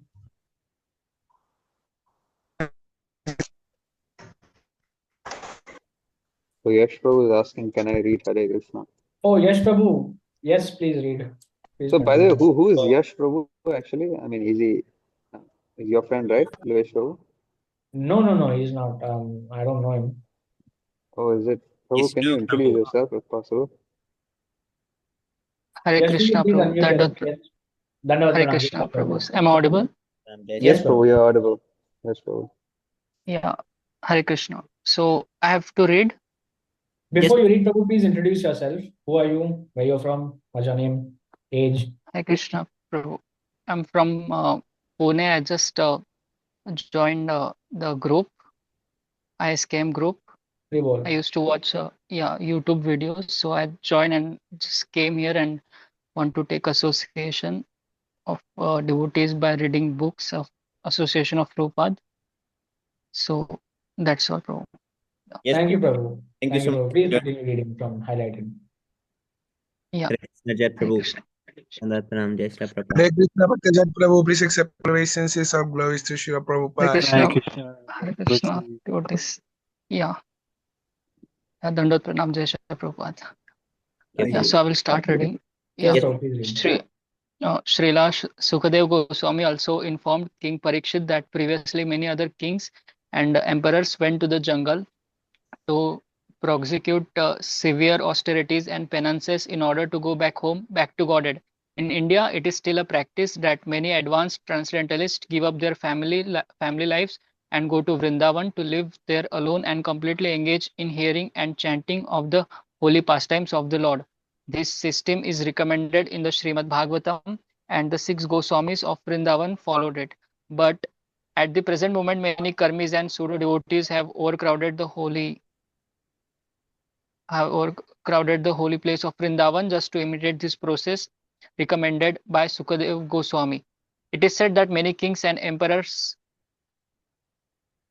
formerly went to the forest for this purpose, but Srila Bhaktisiddhanta Saraswati Thakur Goswami Maharaj does not recommend that one take up this solitary life in Vrindavan prematurely. One who goes prematurely to Vrindavan to live in pursuance of the instructions of Sukadev Goswami again falls a victim of Maya, even while residing in Vrindavan. To check such unauthorized residence in Vrindavan, Srila Bhaktisiddhanta Saraswati Thakur has sung a nice song in this connection. The purport of which is as follows. My dear mind, why are you so proud of being a Vaishnav?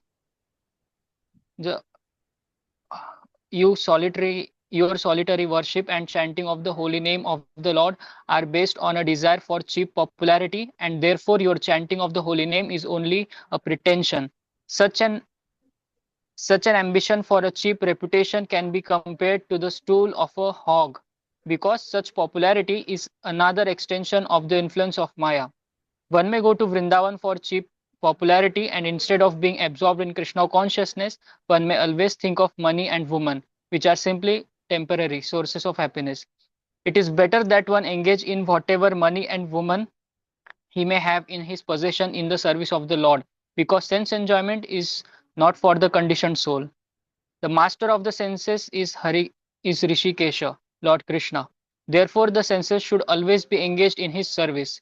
As for material reputation, there were many demons like Ravana who wanted to go against the laws of material nature, but they all failed. One should therefore not take to the demoniac activity of claiming to be a Vaishnava just for the false prestige, without performing service to the Lord. But when one engages oneself in the devotional service of the Lord, automatically the Vaishnava reputation comes to him. There is no need to be envious of devotees who are engaged in preaching the glories of the Lord. We have practical experience of being advised by the so-called Babajis in Vrindavan that there is no need to preach, and that it is better to live in Vrindavan in a solitary place in preaching work, or in glorifying the Supreme Personality of Godhead. The good reputation of a preacher automatically follows one. One should not, therefore, prematurely give up the honest life of a householder to lead a life of debauchery in Vrindavan. Srila Sukadev Goswami recommendation to leave home and go to the forest in search of Krishna is not for immature persons. Maharaj Parikshit was mature. Even in his householder life, or from the very beginning of his life, he worshipped Lord Krishna's Murti. In his childhood, he worshipped the deity of Lord Krishna, and later, although he was a householder, he was always detached, and therefore, when he got the notice of his death, he immediately gave up all connections with household life and sat down on the bank of the Ganges to hear Srimad Bhagavatam in the association of devotees. Thus ends the Bhaktivedanta purport of 90th chapter of Krishna, summary description of Lord Krishna's pastimes. Thus ends volume 2 of Krishna, the Supreme Personality of Godhead. Shri Prabhupada ki jai. Hari bol. Hari Jai Shri Bol. Prabhupada. Hari Hari Krishna. Bol. Thank you so much, Yash Prabhu, for reading. Just one thing, Prabhu. How old are you, Yash Prabhu? I'm 25, just turned 25. Oh, my age. Oh, wow, wow. Very happy to Oh, hear, Prabhu. Please join the Ishtagoshis as well. I saw that you were there the previous week, but you can join and introduce yourself and speak with the devotees more personally. It'll be very nice. Thank you again for reading, Prabhu. Hare Krishna. Hari Bol. yeah, thank you, Prabhu. Thank you for the association and the opportunity to read the Krishna Prabhupada's books. Yeah, Hari bol. thank you so much. Hare Krishna. I'll go Srila Prabhupada. Hari Bol. Sami Prabhu, now you can show them the HD. Yes, Prabhu. Now the Krishna book has ended. Oh, Yeah. Krishna. It has ended. Volume Yes, 2. Prabhu, full Oh thing. my. What? Really? Yes, Yes, Prabhu. Prabhu. I think Fully. this was This the is the third last time. page, yeah? Yes, Yes, Prabhu. Prabhu. I think this was the third time we read it together. And Hari this bol. was like 4 months maybe, or yeah, it was maybe 4 months that we were reading, or 3 months Yeah. maybe. Hari So bol. this was a really nice journey So again. next, which one you're doing? Bhagavad Gita, but I'm sad because I Next you're don't doing. know when we will be reading Krishna book next time. I think it will take a long time. Yes, Prabhu. I don't know if we will be reading it Why 2025. don't we read Nectar of Instruction? Oh, is it? Yeah, we can read that Oh, the also. Srimad It's smaller. Bhagavatam. But you said you wanted to read Bhagavatam Canto 1 at least, right? Yes, Yes, I Prabhu, but we remember will that. read Bhagavad Gita first before we go, Yeah. because I haven't read Gita I haven't read it like in long time because I've been reading Bhagavatam and I'm forgetting things, so I want to read it soon. Yes. Go to the Telegram chat. I sent you I actually pinned it already, the HD version. So you can see it now, how HD it is. This time it's going to be knowledge in 4K, 8K even. Is, Oh, wow. is this Hari right? Bol. The way show the expert in all fields of activity. No? Yes, No, Really, Prabhu. he's I'm so not. good at so many things. Never expected. No, Prabhu. Actually, I was just thinking the first time and I was speaking to you, I was like, oh my God, you're not gonna come ISKM because you're like so hesitant. Then I was like, damn. No, Prabhu. It Suddenly was it because of came. you. Your forcing me was actually a blessing. So, No, not Oh, like that. I because mean, I, I was Prabhu thinking Kidra. like, no, I was just thinking like, okay, when he's gonna come or what. I believe you were chanting 6 rounds before, right? So that time? yes, Prabhu. Like, no, not 6 or 8 rounds, I think. Yes. Something like that. Yeah, six or yeah, eight, yeah. So then I was thinking, damn. But then after you came, wow, you're taking over all services. Now no service can go on without Vish Prabhu's name. That's a speciality. Nah. Give me your mercy, Prabhu. Haribol. Maribo. Yes, Prabhu. All glory to By the God. way, when are you doing your presentation? This week or the next? Next, right? I have to see now because it's a complicated topic. I may need Yeah, extra time. you see, and let me know. Yes, Because Prabhu. I mean, this week Dharini Prabhu is supposed to do. Next week we can do group discussion, and next week you can do also.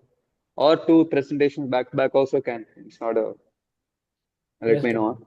Yes, Prabhu, for sure, Prabhu. Yeah, okay. Okay, Hare Krishna. So, Sami Prabhu, this is the HD. How do you like it?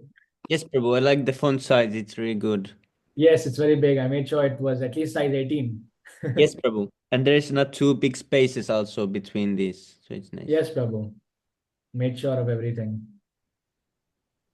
Yes, Prabhu, and this time we will do so that everyone will chant the verse. Everyone who is Yes, in Prabhu. the reading Yes, session. Prabhu. It's very important. Yes, Yes, definitely. And go to the very last page, Prabhu. Very last page of this PDF, where there's no page after that. Or maybe second last page at least. Yeah, you see the Sanskrit pronunciation guide? oh, I've yes. added that. So you please Is do that this a before? little bit before. This is from Prabhupada's books only. I took it Yes. from that hardcover only. So it's there. Yeah, this is really nicely done, Prabhu. Yes, Prabhu. And such PDF does not exist anywhere with all these paintings like this, with the plates, and it's very nice. Very, very, very beautiful, actually. Very, very beautiful. And high quality, Professional 4K level color. PDF. Yes, Prabhu. Yes. This should be changed to all the official websites that have PDFs. Yes, Prabhu. But we'll host these all on our ISKM website. Yes, Prabhu. Yeah, that's best. Yeah, correct. At In least. ISKM Pondi as well, Yes, Prabhu. Yes, Prabhu. Please feature them all on that website. Yes. Oh yeah, it has 16,000 Sunny pages. Prabhu, you are not planning to next. Ravish Prabhu. Yes, Prabhu. Prabhu, how to design a poster for a house program, Prabhu? Oh, Canva. Use Canva. Very useful. yeah, I think Everything I'm doing is with Jad Canva Prabhu now. can help you, Prabhu, because Jad Prabhu can do all kinds of nice things. Yes, Prabhu. Contact that, Prabhu.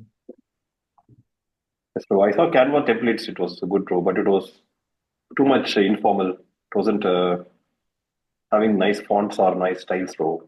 Are you using the Pro version? Oh no, Prabhu. I'm using the free trial version. No, because get yourself added to the ISKM member as an ISKM member of the Pro. Then you can use all the Pro features. I'm also doing the same thing. Oh, nice, Prabhu. You I'll can ask. just get at yes. So you speak with Her Grace Radhika Saki Mataji or Yes. His Grace Satwait Prabhu, and they'll add you to the ISKM Canva, and Yeah, then you can use all the Pro features like that. Yes. Oh, Yeah, great, Prabhu. if That's you great. want to learn this and do service like that, then you can do. But also, if you don't have time, then you can just ask that can someone make me this, and they will do because they are good with the Canva. But if you want to do service yourself, you can learn it and do. It's also nice. Yes, Prabhu. I want to try as well, Prabhu. Yes, I'll Prabhu. just Yeah, ask Tatvit Prabhu to add me to their group. Haribo. Yeah, that will be. Nowhere you'll find such beautiful 4K, PDF like this, and with the Wow. diacritics now correct in the correct places, and also very What well. You other can just books take you it all have, in. Prabhu? So right now Bhagavad Gita has been finalized. That's why I sent it to you. And Sri Ishopanishad has also been finalized. Oh. So 2 books have been finalized so far. Other books have also been completed, but they need to be finalized, authorized. So What about yeah, Nectar of Instruction? Is it like close? it's finished also, but I can prioritize finalizing it if you want to read it after this. Yes, Prabhu. I want to read 3 books. They are the Nectar of Instruction, Ishopanishad, and Bhagavad Gita as it is, and then Canto 1 and Canto 2. At least those Perfect. read this year. Perfect. Then I will prioritize Nectar of Instruction then after. Oh, yes. Okay. Sami Prabhu, have you read NOI before? I mean, like in Prabhu. this reading session. Yeah, but once we have read it. But it's a long time You ago. read Bhagavad Gita how many times? Bhagavad Gita is like 2 times. This will be 3rd time. Why don't we read NOI? Because it's very, like Yeah, we can read instructive, it first. Yeah, I was thinking because it's not so you can read it in 2 days. So Yeah, it's not so big, we can read. I mean, we can prioritize to read it quite slow also because you see NOI poems they're like very, very deep. yes, Prabhu. Like if you go to NOI 1, and then it shows so many things about how to control each of the senses and everything. Then NOI 2 about 6 things not to do, NOI 3 things to do, NOI 4 about how to associate with devotees, NOI 5 Yes, the types Prabhu. of devotees. Yeah, and And this the is purports are very, very, especially the NOI 5 purport, wow, man. That's especially the ending part, like a break to the ISKCON devotees, the ending NOI. yes. Right? If you get a 3rd class, 2nd class spiritual master, it comes from all of life. So if you can slowly read it in a matter of a week or something, man, that'll be really good. Of course, Yes. it's your decision. I mean, and the devotees can also. Yes, Prabhu, but His Grace Prahlad Patra Prabhu said that NOI is a bit advanced, right? That's why we are starting with Bhagavad Gita and then Ishopanishad and then maybe NOI and then Bhagavata. Yeah, That is why we are. but it's because Nectar of Devotion, that is like way over. I cannot. No, NOD is advanced. NOI is not so advanced. Yeah. NOI Oh, also. okay. All right. So see, That's Nectar of Devotion. yeah. Nectar of Instruction is the basic book, Prabhu. Sometimes we give Nectar of Instruction in book distribution as well, right? Oh, okay. All right. Yeah. So. All right. Yeah, this is like the only book that I really wanted to. Which one? It's Nectar of Instruction. If I travel somewhere, I usually carry this book with me because I like to read it all the time. Yeah, because it's quite easy to read and the purport is like very. Have you watched the lectures of NOI by His Grace Tattva Prabhu. Yes, Prabhu. Yeah, those are like literally goated. I mean, Lovesh Prabhu, I'm sure you watched also, right? NOI, the entire purpose. I mean, the lectures. I haven't watched the NY lectures yet. I'm still getting to them. I'm Yeah, actually you rewatching the try to hear. strengthening foundations. Yes, Prabhu. I'm just rewatching the strengthening foundations just to literally strengthen my foundation. And then after that, I'll go on to the Ishopanishad lectures, and after that, I'll be going on to the NOI lectures. That is my current. In this anno nectar of instruction, the purports are full of verses. If you go to the Yes. Yes, yeah, it's so Yeah. many verses there.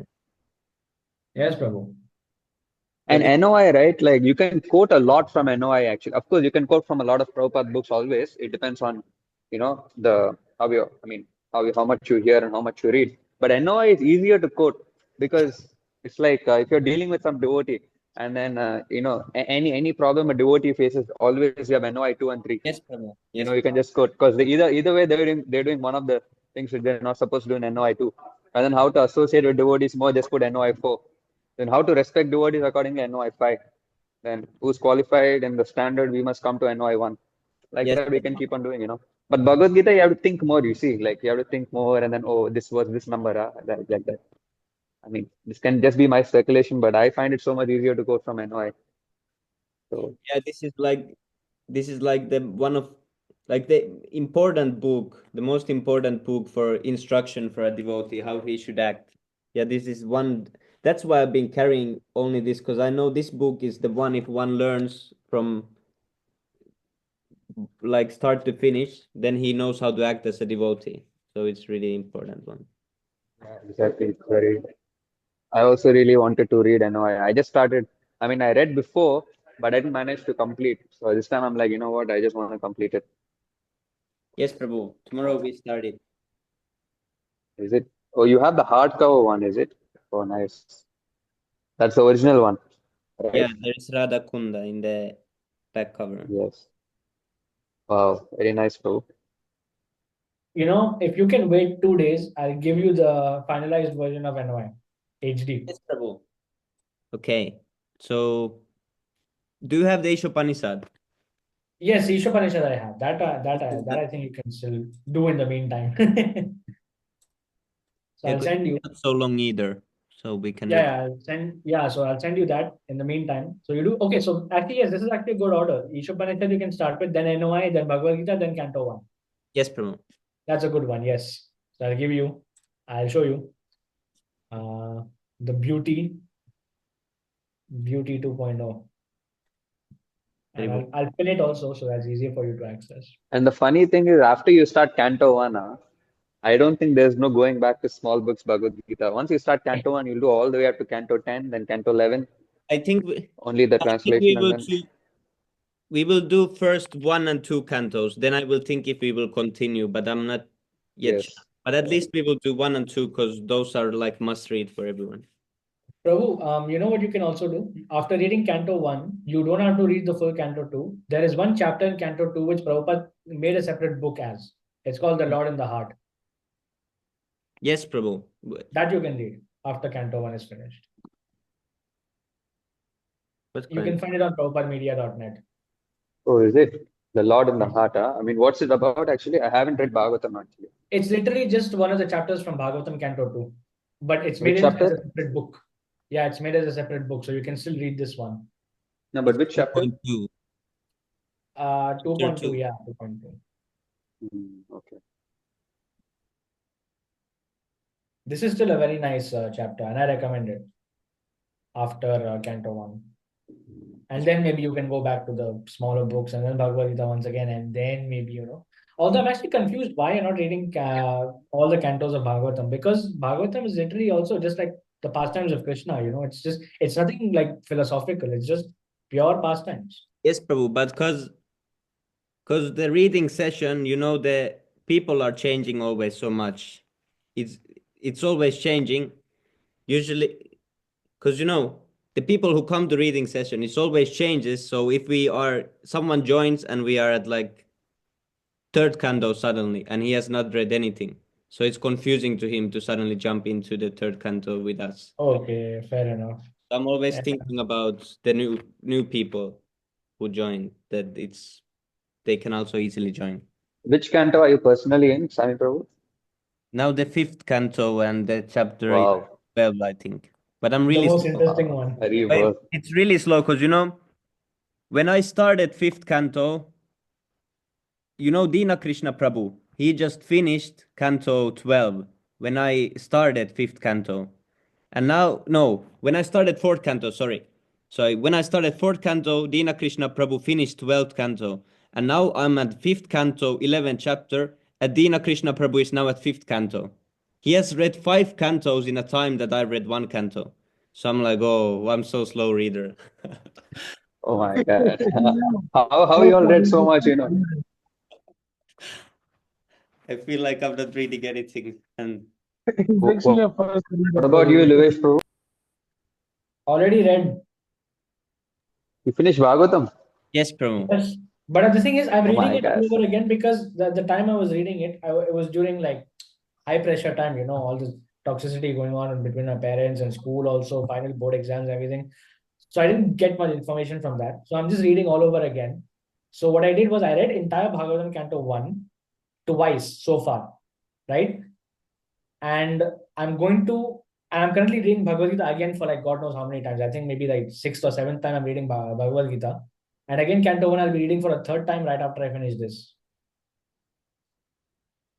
Yes. And then I'll go How you all into read so much? Oh my God. I haven't read. Yeah, I Luvesh have Prabhu not is a read reader, I first think. canto properly. Yeah, he's like a proper reader. Oh my Yeah, God. but some people they can start and then they can just keep going and they don't realize that they're reading even, and then suddenly Prabhu, 1 hour, 2 I hours. I can read for 6 hours straight with Yeah, I eating can do nothing, that. drinking nothing. My attention span is 15 minutes. Then it's 2 minutes break. Then I can read 15 minutes. Then always it's break. So my reading is like this, but still every day I'm doing it. But it's I never read silently. I completely avoid silently, although I can even with the same amount of focus, but I avoid it because I really love speaking yes. and reading it at the same time. Like I love reading it loudly, always. Do you read the Sanskrit word also, Prabhu, or just Yes, no, English Sanskrit translation? also I have to read now. Yeah, I that's what chant Prabhu and then always I says. yes, I Prabhu. read loudly, Prabhu. So, Luvesh, every day you read like 6 hours or something No, less. no, I can read 6 hours, but I only read 1.5 to 2 hours. Oh. And on top of this, you hear also, right? Lectures. Yes, Six sir. hearing, 6 That, hours that, reading. that's for like 1-2 hours also every day. Like hearing lectures, I only keep about 1 hour. 1 hour, huh? Right. How you do Because I'm this, already man? anyway That's reading. crazy. The Wow. I mean, it's just a matter of interest. The more interest you have for it, the more easier it is for you to do all these things in a more wider time span. Yes. Hare Krishna, Hare actually, Madhav Prabhu, Dhanvar Pranam, all goes to Prabhupada, Hari Oh, Bol. Very Krishna good. Mata Prabhupada. Prabhu, Dhanvat Pranam, Jai Shri Prabhupada. So I'm saying, oh yeah, so I'm sending you the. Yeah, Oh, they bro, you saw this, right? This bet your life on Krishna. So, Luvesh Prabhu, when was the first time you finished Bhagavatam? That was Oh, before you came ISKN, is it? years ago when I was in school, my second final year of school, second last year of school. Hari Bol. So, when you were what? I didn't understand. What? When I was my second Oh. last year of school, I finished the first canto of Bhagavatam. So, how old were you when you read? 17, 18, 17 years old, I finished fully. I thought you were gonna say 6 years. I was like, what? Pandit, Wow, 16, Did your 17, huh? mother, did your mother That's finish it before crazy, you, lah, or I mean. Sorry? did your mother finish it before you, or were you first? No, my mother didn't even know about Bhagavatam when I was Okay. 18. We didn't even know about Krishna consciousness movement, Prabhu. Hmm. Oh, I just saw that there was a book after that, by same author. I said, oh wow, same author, different book. Let's read it. And then after that, after I finished Canto 1, I came to know what is Krishna consciousness movement, what is this ISKCON, Yes, and then So, Luvesh Prabhu, before knowing Krishna, were you you a Christian before? sorry.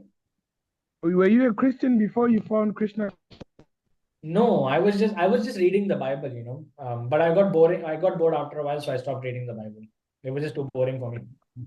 Oh, Not don't substance. call yourself a Christian. But the thing is, I was reading so much. Like when I first read Bhagavad Gita, for the very first time, I was 16 years old, and it was around, you know, my school time only.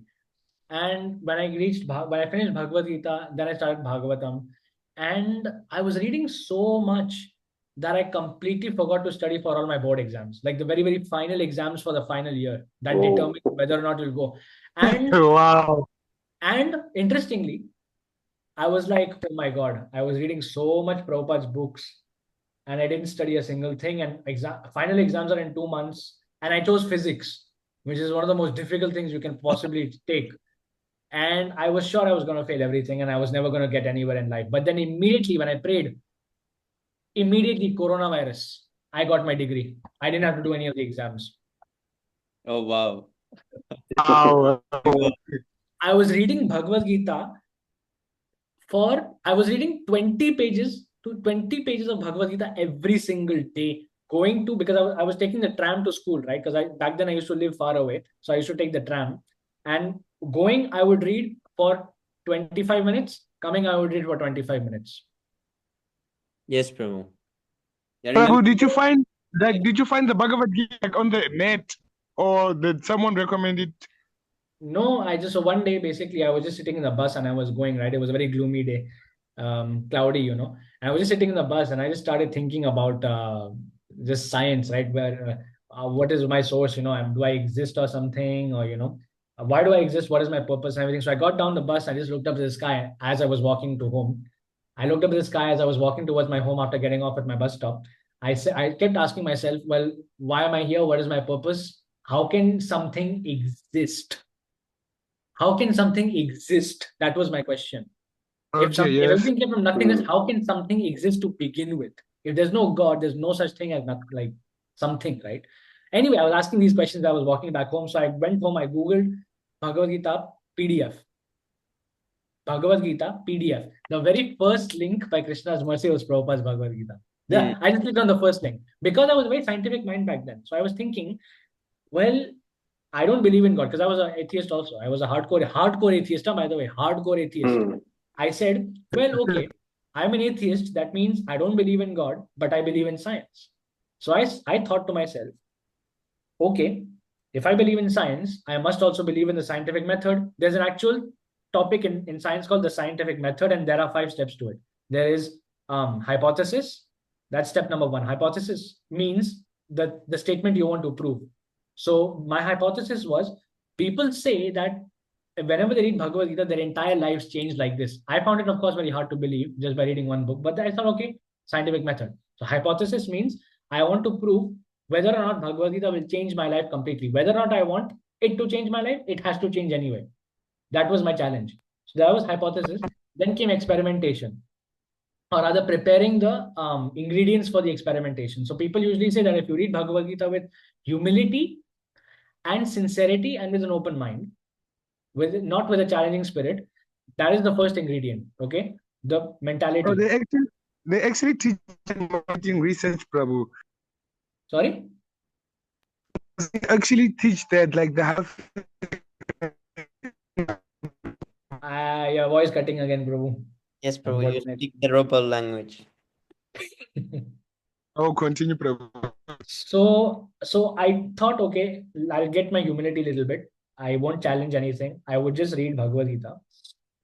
And then I would obviously get Bhagavad Gita, which is the main ingredient, right? I need the book. So I Googled the PDF. By Krishna's mercy, it was, it was the first link itself. Then I started reading I started reading the introduction. And for 10 pages, it wasn't interesting. But after the 10th page of the introduction, I was hooked like a drug addict on cocaine. Believe it or not, I was so addicted to what was written in it. These were things I've never heard before. Then this is just Bhagavad Gita introduction. This was just the Bhagavad Gita introduction. So I spent so much time reading Bhagavad Gita, I completely forgot to study for the entire 2 years. Just 2 years, Bhagavad Gita, Bhagavatam, Canto 1 and Canto 2. At the end, 2 months before the exam, I realized I didn't make a mistake, but yeah, I mean, 2 months before the exams, Corona came, and that's it. In fact, a few days ago also, I had another miracle. when I was going to pick up Krishna book. So when Krishna book came to the post office, I went to go pick it up. I only wore my jacket, and I had my wallet, and I just had to walk down.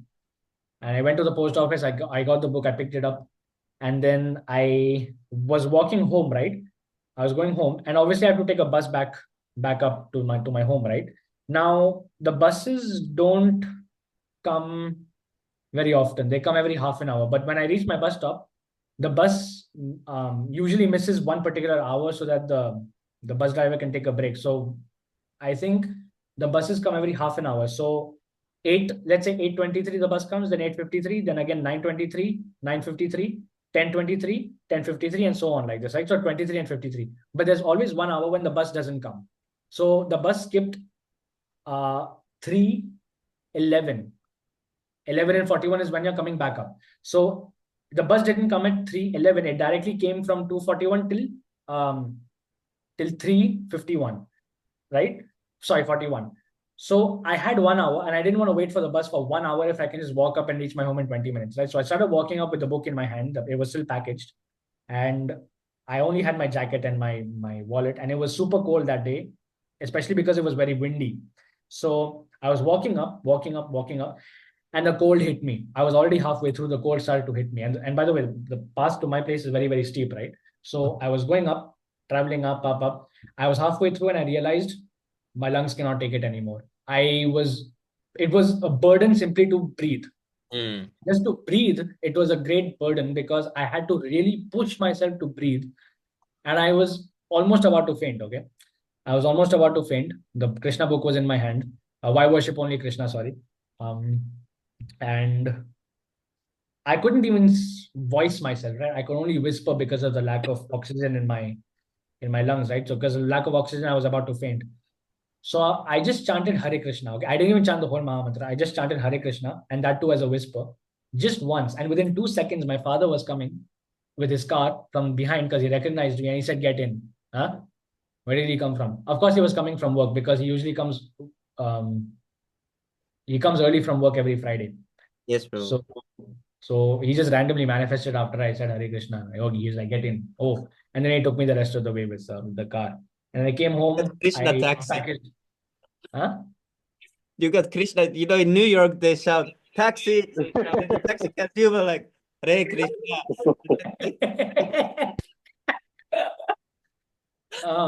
Yeah, Prabhu. I mean, Krishna has really, he's been in my life for longer than I can remember. Like he was there. I personally felt his presence, when I used to read Bhagavad Gita. But after that, obviously, I couldn't because I'm pretty sure he just left. His duty was done. So his duty was to give me Bhagavad Gita, and that's it. I only realized I felt his presence after he left. I only realized he was with us when, and then after that, now on my own. Now I have to traverse the path on my own. Krishna's mercy is still there always with me, and I'm very thankful, Prabhu, it's like somehow. Don't stop talking, Prabhu. Huh? Don't stop talking, Prabhu. You're listening to the Leela. No, bro, I have no Leela. You're doing Nitya Leela. No Leela, bro. No Leela. This is just some hints of Krishna's mercy that I'm telling you that I've experienced in my life. And there were so many. In fact, interestingly, one day I was coming from school, right? And back then my mother was still worshipping demigods like Ganesha and Hanuman. But she was also obviously still receptive to Krishna consciousness. Oh, Hanuman is not demigod. She was worshipping Ganesha, right? And but she was also on this path technically in Krishna consciousness. She was never against Krishna consciousness at all, But one day I came home from school, and obviously my mother and I, we were chatting, on the couch. And back then my mother used to keep, I think, what was it? She used to keep a fast, okay, for Hanumanji every Tuesday, I think. Every Tuesday she used to keep a fast for Lord Hanuman, or I think Lord Ganesha, something like that. And then my mother, when we were having a conversation, my mother said, okay, but this fasting every Tuesday for Hanuman, you should keep in your mind. But she didn't know that. As in, she used to fast every Tuesday, but she didn't know that the next day was Tuesday and that it was a fast, right? But in that conversation, my mother and I were speaking, And my mother challenged Krishna. Krishna protects his devotees. That means, okay, I'm going to eat meat tomorrow. I'm going to eat meat tomorrow, and let me see how Krishna stops me. Immediately, 2 seconds later, she realized that tomorrow is Tuesday, and on a day which she usually uses to fast on for Lord Hanuman. So before the challenge even began, oh, tomorrow's Tuesday. I didn't even know. Tomorrow's the day I keep a fast. Wow. So that is when my mother got convinced, yeah, you see, Krishna is he's real. Let's take to Krishna consciousness. So that's it. Yeah, my mother is not here. She was everything. Yes, Prabhu. That when we were having the conversation, and you said that, oh, I'm challenging Krishna. I'm going to eat meat tomorrow. Let me see how he stops me. That one. Yeah, and then yeah. Yeah, and I realized next moment it was Tuesday. I cannot eat. Yeah, that challenge. Haribo. So Krishna is always with us. We just have to learn how to perceive him everywhere. We just have to learn how to perceive him, and that the best way to do that is to read Prabhupada's books and constantly keep in connection with Srila Prabhupada. Bona fide So devotee. Prabhu, Yes. so you see, so since you have Krishna, you come Pondicherry and you give Krishna everywhere to everyone. Go preach. I can't give Krishna Krishna to Setomar, anyone, Krishna Prabhu. Ditya Maro. I don't have that power, Prabhu. I don't have. I'm No, not Prabhu, holding. you have the power of attorney. So you come, you stay for like 1 year, inshallah 10 years, and then you preach everywhere. I'll certainly help with the book distributions and everything. I would love to go on book distribution sprees with you in Pondicherry. I don't know if there's like a beach or something in Pondicherry. Like Yeah, there's a beach. There's a beach called Rock Beach. Usually, yeah, you can go there. nice. Would love to go there. My father even has some connections in Pondicherry as well, some business connections, like people that he knows that live there, some good friends of his. I can even invite them to our temple when I go there. I can meet them in their home and I can say, yes, please come to Ice Camp Pondicherry. I'm your Yeah. father's son. Sorry, I am your colleague's son. You please come, and they'll know me. So I can distribute books to them as well when I go to Pondicherry. But yes, definitely would love to go. So you're coming alone or what? How you're coming? I might be coming alone. So I might take a plane from maybe Hyderabad to Pondicherry because only two planes go, right, that day Or to is it? Pondicherry. So I'll catch one of them. Yeah, I'll catch one When of you're them. coming, by the way, I mean, what's the plan actually? Because Prabhu advised you something else, right? Maybe perhaps go to Singapore and all.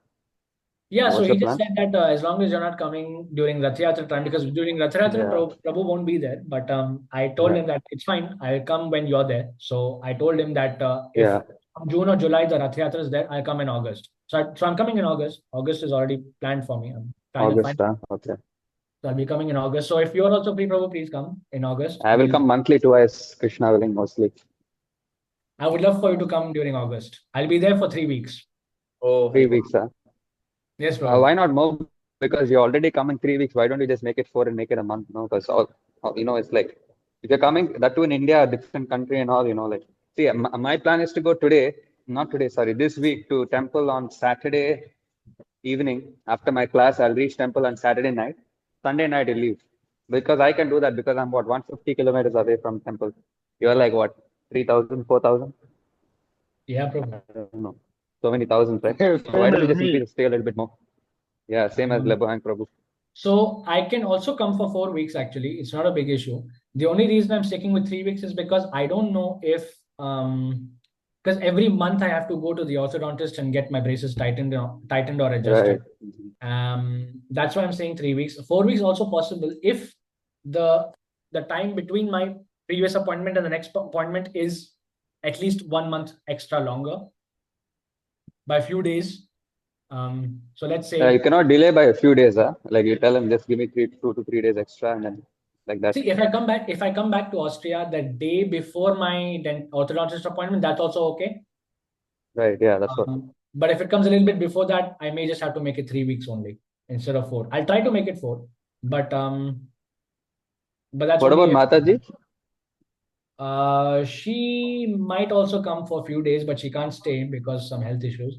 Yeah. But she will probably accompany me. But she told me to go alone first because she said if I know the place, then I can also show her around, No, it's the same thing. You come, it's the same. It's like, I mean, anyway, whatever your plan is, but yeah. Yes, but we'll be coming in August for sure, no problem. Oh, Prabhu, are there Matajis in Pondicherry? Yes, Prabhu, of course. Oh, Why never not? seen. No, I've never seen them, eh? There's so Mataji many. means women, Prabhu. You've never seen women. What are you saying? Wow, Lebang Prabhu is so exalted. He has not Like, seen yeah, any women. I'm saying like Matajis like in Pondicherry. I've never seen women.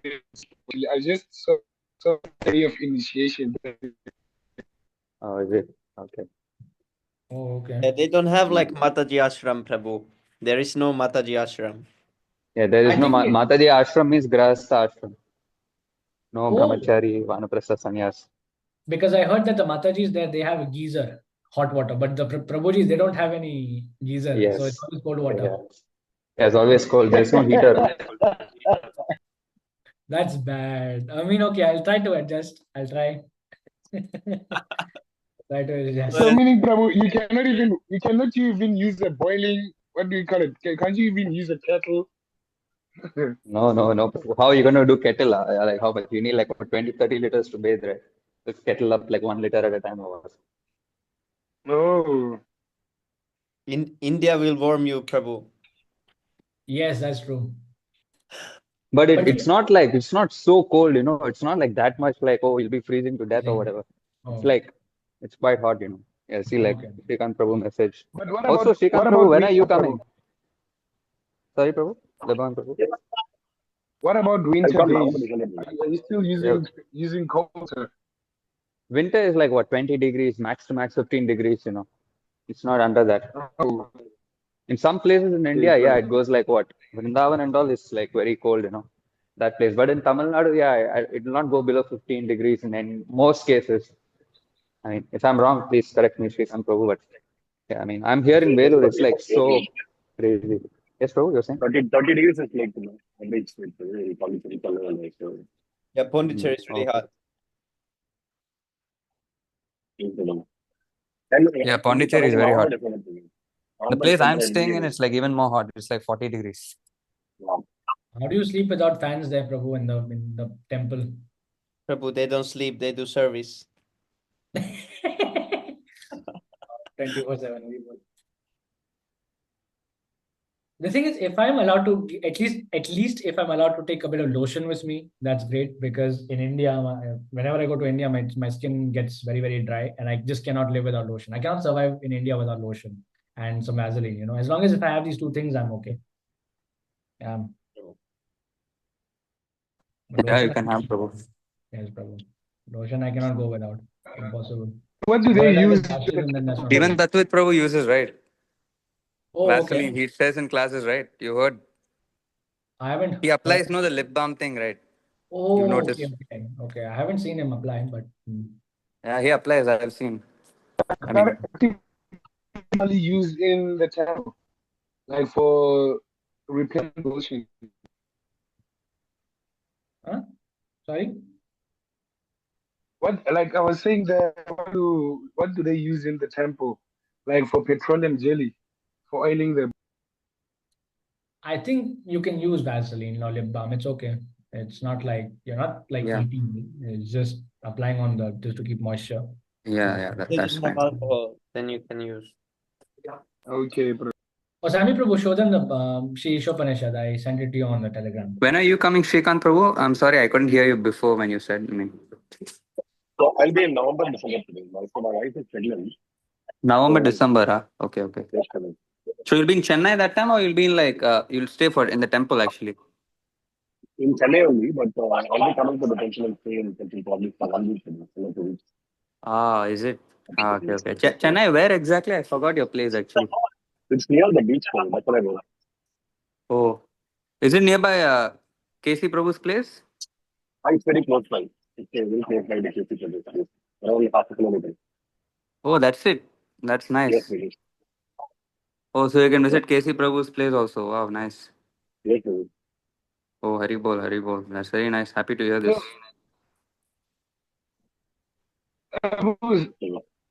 so that Nitai Prabhu opened a temple in Canada, or because I know that he's there recently. Yes, Prabhu. Actually, Prabhu's is looking for a place in Canada. It is So what is almost. Actually, it was a church before, and the rent it is very cheap, only $2,000 per month. But at the present moment, he's staying in a devotee's home, Sergey Yes, Prabhu. Bhakta Sergey, I actually. was thinking, And where did we actually, find Sergey? oh, when he went to Canada first, he met the Ridviks from Montreal, not ISKM, but Ridviks, you know. And he made a lecture to 25 of them, and out of them, Sergey was there. And then in Manitai Prabhu, he told him, oh, you know, two devotees, French devotees, they will come and we need a place to stay. He said, okay, you can stay at home. That's how they What met Prabhu. arrangement by Krishna. One person came. Bhakta Jet Prabhu. Bhakta Jet Prabhu, you say $2,000 is cheap. When you convert it in South Africa, it's close to like 40,000. Yes, Prabhu, you could feed a village with that for a month. When I say Yes, cheap, it's Prabhu, you because can buy a Nimanitai car. Prabhu, in the beginning, was thinking $5,000 Yeah. per month. Yeah, Because Montreal Canada is is the very highest I've expensive. heard. It's the highest in rent. Actually, nothing is cheap, madam. Oh, is it? Toronto a month. Oh, Yeah, Toronto Toronto is is even costly. worse. Yeah, Yeah, but You could Canada buy is 2 cars, really Prabhu. expensive. So, Jad Prabhu, when are you going on 16th? Right, I heard. So you'll be there full Yes, time, right? Prabhu. Yes, Prabhu. I will Very go good. there to do Sankirtan 24 hours a day. That's why I Wow. don't distribute this much for the last months, is because I sent all my books to Canada Oh, and I yes. was editing Yeah, the but still, Oh, so you'll magazines be a for brahmachari there, 25 right? Like you mean Oh, stay yes. there full time. Prabhu, you think I will marry with Amala Krishna or what? No, I was just asking you. I mean, are you gonna stay there? Are you gonna come back to France anytime, or how is the plan? I mean, Everything depends on Nimanitai Prabhu. What he says, I right. do. Okay, What he very says, I nice. do. Very well. Then yeah, that means you'll be a brahmachari. Wow. All glories to you, Prabhu. Please bless me also so I can follow in your footsteps, Krishna willing. I'm not qualified, but Prabhu, I hope I follow can in do my good. footstep and you buy a ticket for Canada. You do like that, Prabhu. No, Welcome. Canada. You No, come, I Prabhu. You ain't come. coming Canada. No way. I only know one place. I know only one temple. That's Pondicherry. Oh, I'll be going to Canada also next year to meet His Grace Nimanita Prabhu. I'd like to also go. So we'll Oh, do that.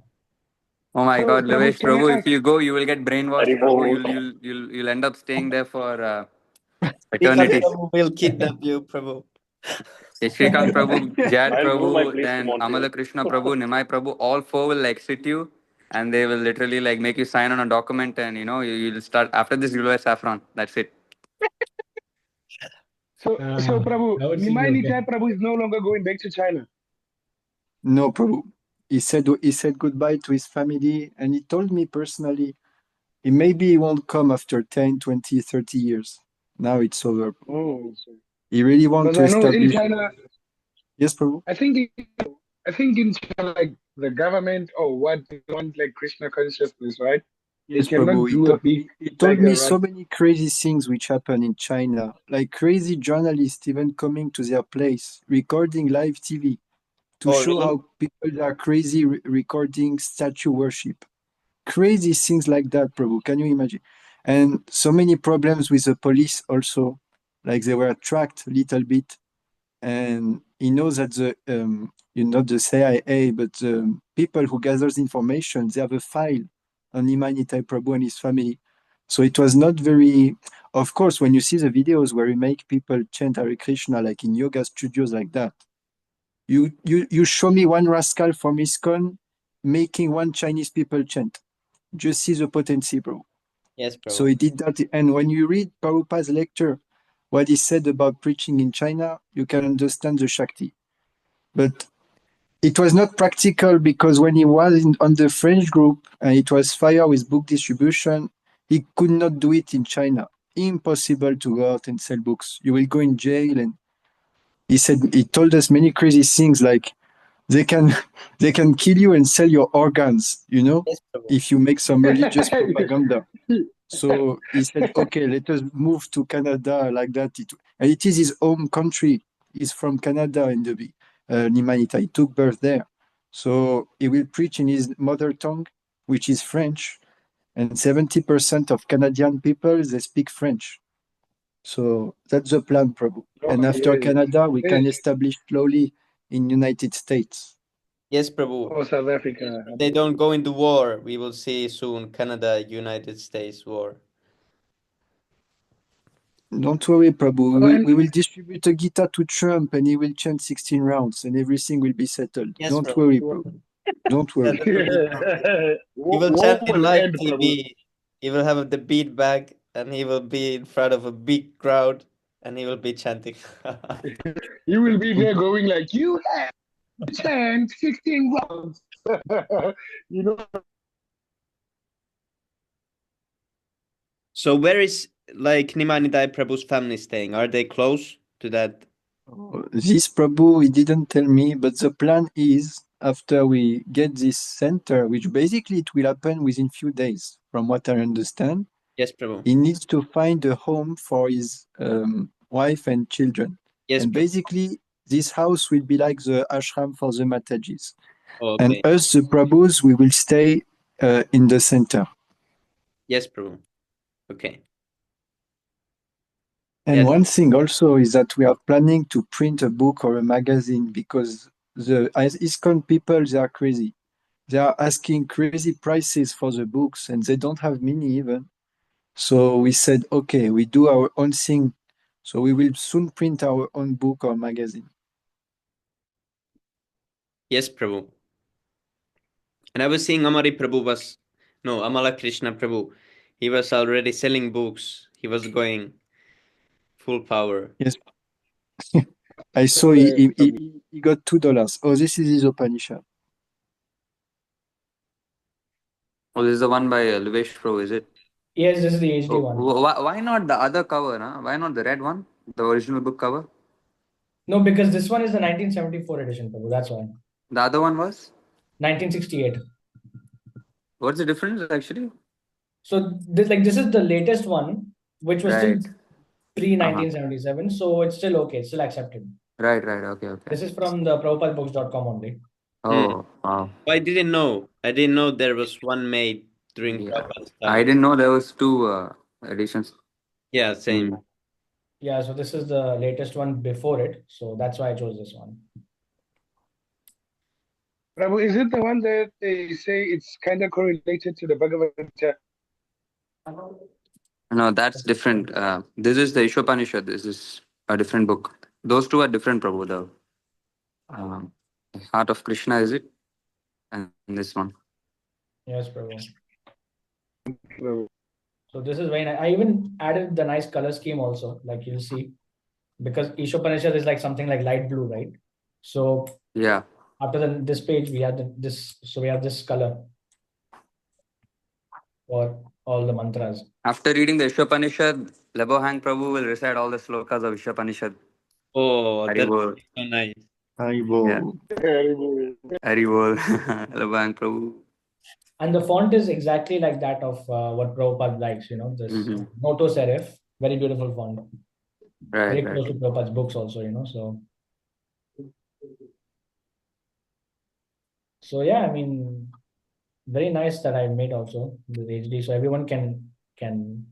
Prabhu, I wonder statistics with all these nice PDFs we can print independently from BBT.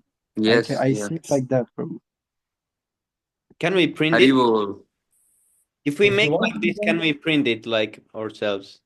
If you want, you can print, but I also have, because I added a bunch of other stuff like this also at the beginning. For example, you see this, I've added this page, I've added this page, I've added this page also. So I don't know if you can, but you can try if you're allowed to, because I've added these also just because they need the credits, right? I'm giving them credits because I can't really like that. So, but yes, you can try. Because usually the PDFs they are just scanned, Prabhu. We cannot do anything with them. But now I see that you tipped everything nicely. So this is very much useful. You just delete the BBT logo like that. And by hook and crook, we can print by our own, Prabhu. This is very good. Yes, Prabhu. So, Jad Prabhu, your plan is to print without the BBT logo, is it? Or No, Prabhu, I have no plan, Prabhu. I just crazy plan coming in my mind. Right. No, but generally, if you print without BBT logos, because all the Prabhupada books, right, belong to ISKCON, right? Actually, there is a BBT and there is KBI. but many devotees, they print independent, and the policy of the BBT is to let them, no, they don't sue them. Very specific case. But if we print by our own a book like Isopanishad like that, they won't say anything. Really. Oh, is it? Yes, Prabhu. Yes, Prabhu. Oh, nice. That's nice. But to But print will be Prabhu, expensive, right? No, it's cheapest way, I think. How come? Generally, it's quite expensive, no? Actually, we can print it in China or India. It is not so cheap. Oh, It yes. is not so expensive, I mean, not so expensive. And if we print by the thousands, it is even less. For example, the French guitar, it Mm-hmm. costs less than 3 euros a copy, and Right. it is printed in India.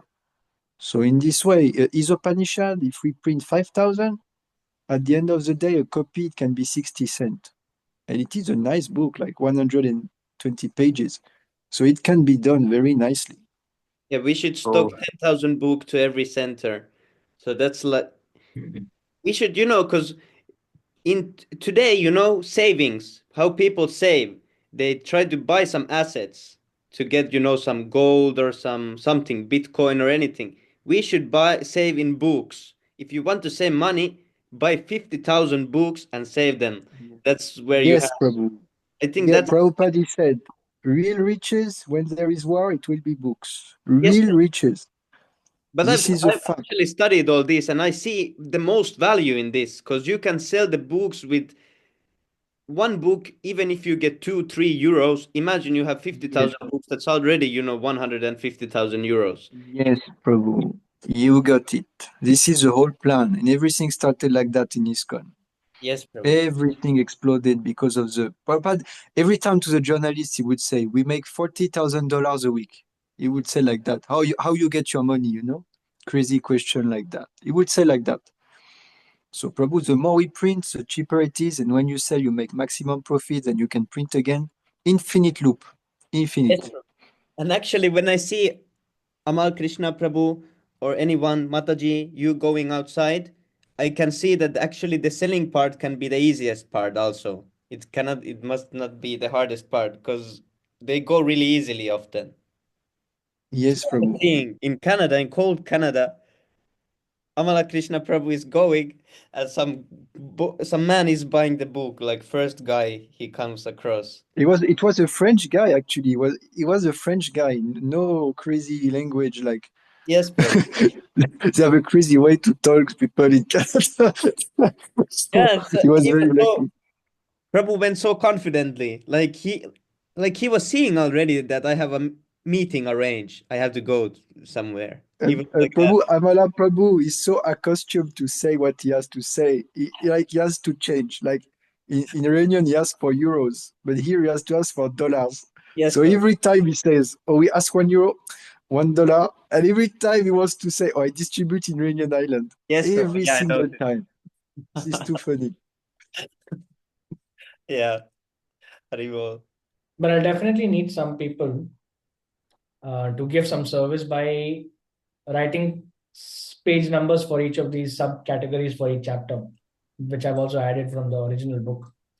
Oh, yes, Prabhu. Oh, So this is also HD Bhagavatam now, but this is actually very, very early development. This is not even in beta. This is pure alpha. But here I've also managed to write some information down. High definition. Prabhu, let us print Isopanishads and we speak of third canto of Bhagavatam. But Prabhu, here what I also wrote down from the book, from this, because this is HD Bhagavatam, right? I wanted to make sure that it was as accurate as possible, but I had to also write this down as well from the original book, which says that all rights are reserved. No part of this book may be reproduced or transmitted in any form or by any means, electronic or mechanical, including photocopying, recording, or by any information storage and retrieval system without permission from the publisher Krishna Book Singh. So Krishna book is owned by who? BBTR. It's not BBT, right? No, this one was published by Krishna Book Singh. This, Yeah, but Krishna books is like what? Are they working under It is anybody? a branch. It is a branch made by the BBT in the 90s when the devotees were complaining to have the original books. So Oh, the Jayant Vaita and another devotee from ISKCON, they made it legally. It is a branch of BBT, but now they hate it. Now they hate it. It is an official branch, but now the BBT, they kick on them. So for the last 2 years, they didn't print anything because there is a big suitcase in India between BBT and KBI. So that's the problem. They, So, basically the uh-huh. They don't BBT print and now. ISKCON, they will say KBI, it is demoniac Ridvix, Yes. basically. But imagine they're not printing now. What they're printing is nonsense ISKCON books, They're not printing anything Prabhupada, I don't think now. They're just printing nonsense. Krishna books. Yeah. No, ISKCON now, what they're printing now is only, the guru books that their nonsense gurus make. Oh yeah, okay. No, is it? So, That, so that's this it. ISKCON BBT hates the Krishna book because they think all the Ritviks buy from there, is it? Yes, Prabhu. And Wow. also they are mad because the quality is first class from Yes, KBI. Prabhu. It is Yeah. Yeah, it's hardcover, great. very nicely. Just like Yes. the Upadeshamrita that Sami Prabhu has. It is from KBI, I'm sure. Yes, Prabhu. Mm-hmm. ISKCON, it is everything soft cover, changed translation. They cut so Yes. many paintings. The paper is low class. Yes, So correct. in this way, it becomes very, and they print so many rascal books, so many Yeah. rascal books. Like there is one book in France, it is called a Veggie Chef. It is vegan recipe. There is not even a quote from Prabhupada, not even one. And no man, there is only one painting of Krishna, page one. No philosophy, just see the rascaldom. Right, right. Yeah, I mean, that's why they don't. Oh, I believe this was started by Hamsaduta Prabhu as well, right? I mean, he was also fighting for this before. I mean, after he said that, no, you know what, after all, I'm not Guru, I'm not qualified, none of these guys are qualified. Then he sent a letter to Kirtanananda, and then after that, he started this, right? He was fighting a court case, I believe. Is this Yes. so? Yeah, this is a fact, Prabhu. This is And a fact. there was some misunderstanding because of this in some Ritviks. There was some misunderstanding then, because there were some Ritviks that were accusing that Sundar Gopal Prabhu was wanting to do some book changes, because they were saying that he's working with, the ISKCON gurus, because he was under ISKCON before. And then they had some misunderstanding, and they said, oh, because I was telling them, please join ISKM, it's really great. And they were saying some offensive nonsense like this, that no, they want to do book changes, and that, oh, they were saying we have documents and everything, but they never showed the documents. But yeah, I think there was some misunderstanding then. Oh, is it? Mm. Yeah, they were saying that like Sundar Gopal Prabhu has given some that there's some document that he's trying to make with some Hansaduta or someone. I did some ISKCON guru that they're trying to make some book changes and to change something and They something. just simply think they want to like live without authority, That's Yes, all bro. they want Yeah, to. that's the thing. They just want to. But yeah, the only problem I have with like the BBT printing books right now is not the change or whatever, because honestly, Prabhu, they change how much they change, 1%, right? Whatever. The only thing is the quality of the paper and also the quality of the books, general printing material is quite low, Yeah, that's honestly. Yes. That is the only problem I have. Okay, they change something here and there, those offense on their part, but that doesn't minimize the potency of Srila Prabhupada's books. But the paper quality and everything is just, man, it's too bad. I mean, I won't say it's bad, it's like acceptable, but it's not as good as the original ones that you can get yeah, from Krishna store. That one is really good. yeah. Even Those the are Jap, class. yeah, even the Japa bag, everything from Krishna store is really first class, everything. Even the beads, Japa bag, the tilak, and I don't know, I do not know about the murtis, but even the kartal that you bought is very good, right? From Krishna store only, right? Yes, Like the Prabhu. quality. But Yeah, like there the was sound. this the Mm. Petteri Prabhu also, the Finnish, the book print, who is connected with the B. What was the name, Bhakta Jet Prabhu? What was the name? KBI. Yeah, KBI. He is connected with them and he prints through. He gets there. He buys books through them, and he said you should stock up now because he said there won't be anything printed in like long time because they're having this fight in India. He was also saying this. He said whatever they have, they will sell, but then they won't print these originals. So now, like, no one is printing them. So if we want to print, we need to print them by ourselves.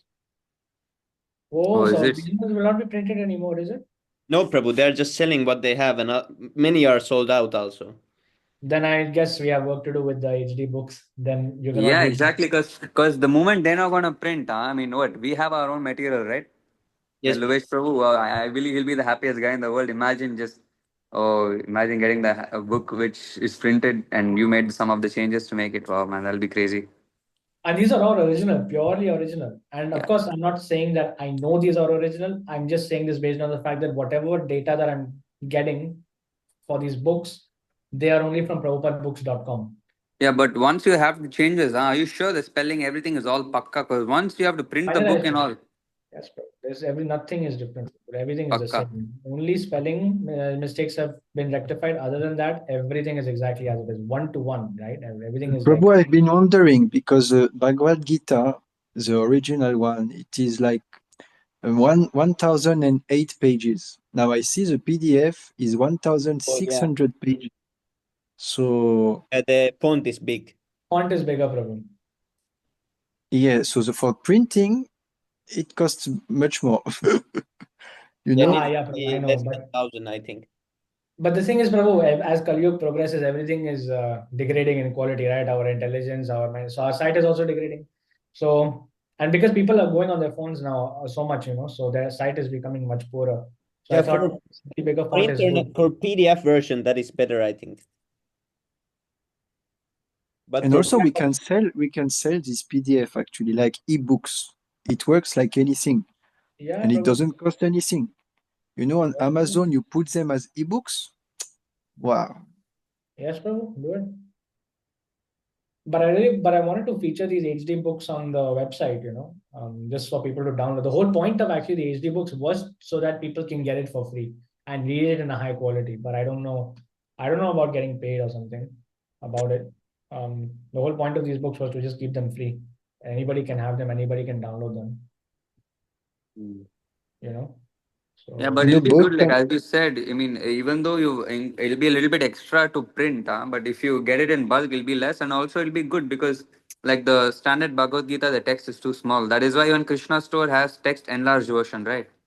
yeah, They also have it. I mean, it's and even Nimai Prabhu also, I believe, to teach Sudam, he uses a bigger one, and some of our devotees also use the bigger one. So it'll be useful, if you can get, because of course it's going to cost a little bit more, but I mean, it's required, otherwise it's quite too small. I mean, especially anybody who has some eye issues, or if they're wearing some glasses or something and they have to strain their eyes, it'll be better if they can get the bigger one. So I think it's a I good do not idea.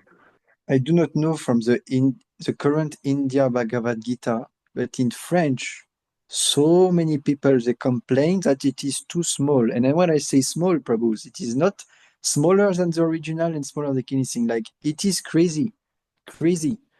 We sell books, people they cannot even read it. What is the point? Yes, Of course, it has the philosophy and everything, but not that we give headaches to people. yes, Prabhu. Like they are They averse need to Yeah. to. Krishna, not that we put, we give a further headaches to them.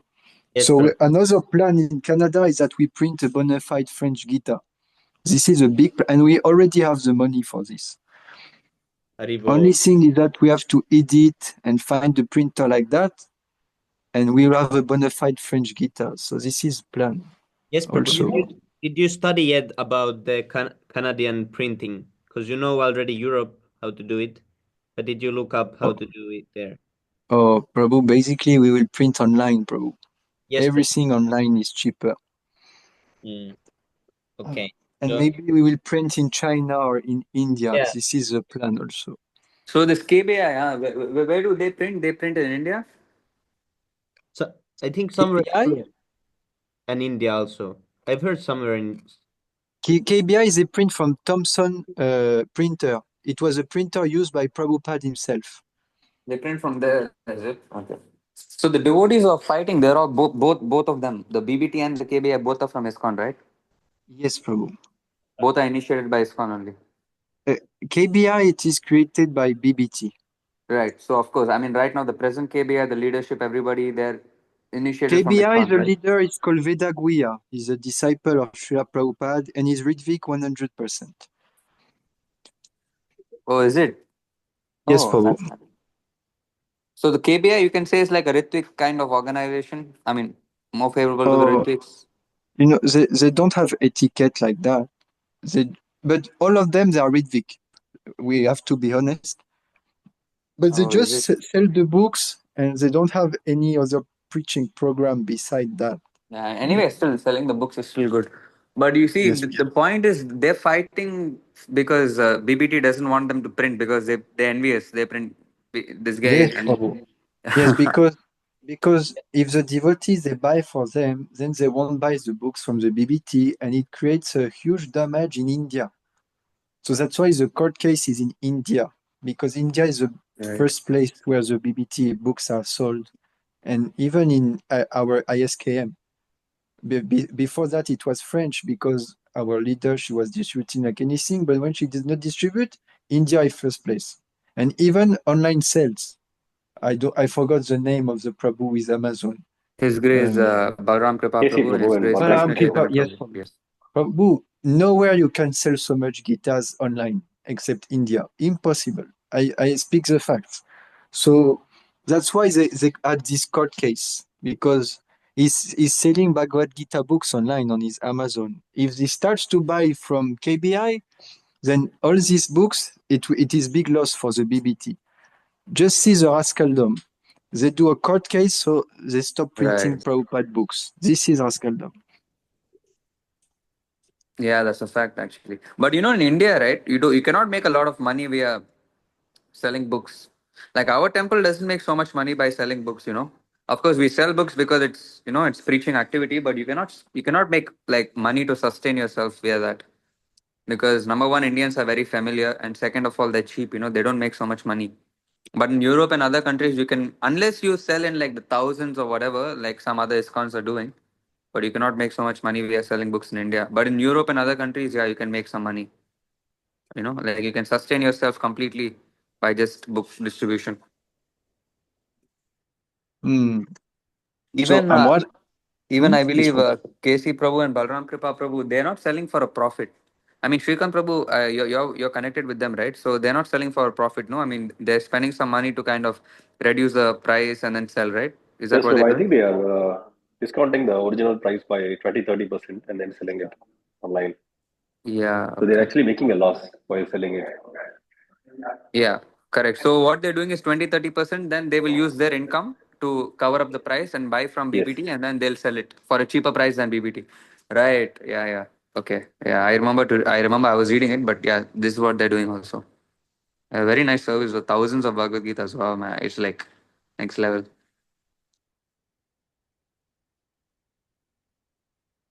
And from what I have in mind is that there is this why worship Krishna only, and from what I heard, it was His Grace Sunda Gopal Prabhu who gave the idea. Oh, we need such book. And I heard from Tadvavid Prabhu that there is much more ideas coming, more books. So it is not that Prabhupada he only wrote his Upanishad, Gita like that. He wrote thousands and thousands of books. We just have to manifest them. Just like this why worship only Krishna. We can make so many original books, and BBT, they cannot say anything. They make So no sense, Prabhu. only selling books edited by the seniors from ISKM, or I sign immediately. Like that, we do not depend on them. We chose what we put in our books. We chose the paintings. We chose how many we print. Prabhu, it is next level. I can see it. Yeah, and even ISKCON, right? Right now, you see, it's like bound to happen because, like ISKCON, they're fighting so much inside, right? Like Loknath Swami is going one case, and then Bhakti Vikas Swami says so much against ISKCON, and then so many people saying so many different things, and it's like once, right? I was just asking His Grace Prahlad Prabhu, like what is the thing? Why they have so much politics, whatever. Like from a managerial point of view. So he asked me, suppose if the guru is telling something to the disciple. And then the GBC is giving a different instruction. Whom will the disciple listen to? The GBC or the Guru? So he listened to the Guru, but what if the Guru goes against the GBC? Then how is the overall integrity going to be maintained? So it's just a matter of time before they collapse completely. It's just a matter of time. I mean, because the way they run and then the way they even uh, like for example, like different gurus fight with each other. Like one guru is banned from one entering one temple. Like how can a guru be banned in entering a temple? Like what? Yes, Prabhu, they So have ban it's, list in the temple. yeah. In Finland also it happened, right? Yes, Prabhu. Yeah, soon they have to invest in some facial recognition in the door so it tells, no, this guru is banned. He cannot come to this temple, and yeah, they will scan every person who will come, who is banned and who's not. Prabhu, Yeah. last time we spoke in Finland, you told us there was no printing of Prabhupada books for like 20 years. But the last printing they made, big book on Radha Krishna Lila by a rascal guru. Yes, Prabhu. Just see the rascaldom. Just see. Yeah, it'll just become like Gaudiya Math. Right now, Gaudiya Math is only in India, I mean, I don't think there's any Gaudiya Math around the world. I mean, I don't know. I don't think so. And it's just in India. And then every Gaudiya Math has their own guru. Like Sri Gopinath Gaudiya Math has one person. This Math has this person. This Math has this person. One Math has Narayan Maharaj, and one Math has this person.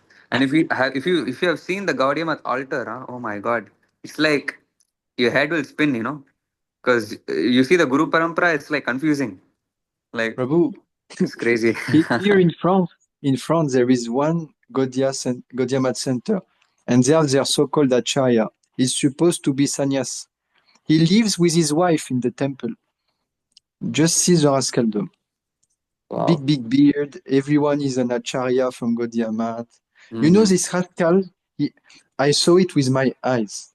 He wrote a letter to the BBT and he said, we must all be brothers. So I suggest that all bad things Prabhupada wrote about Gaudiya Math in Chaitanya Charitamrita, we take off, please, to make brotherhood. He wrote a letter like that. Just see the big acharya he is. But you see, Prabhu, the thing is, I think BBT will end up erasing also because what, Radhanath Swami is with. I saw that Radhanath Swami was with this one Maharaj called Bodayan Maharaj, you know, like in India.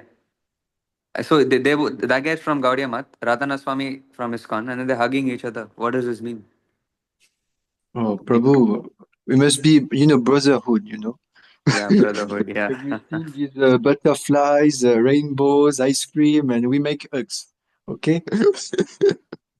Oh, this is our scandal. No, but have they edited anything of what Srila Prabhupada has told against, Gaudiya Math in the Oh, edited versions?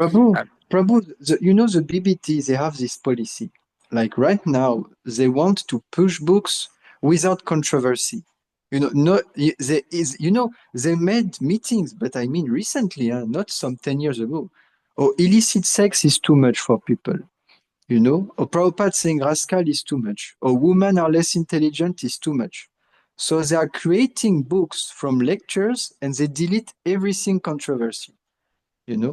So this is their policy. And, even this Jayadvaita, he made this policy that, oh God, there must not be capital letter. Not like a capital G and then OD. It is too much controversy for people. Such crazy claims come from their mind. Yes, Prabhu. So they go and speculate. And after that, what?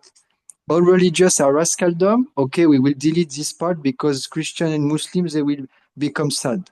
Or meat eaters are rascal. Or everyone is meat eater. We delete that from the group.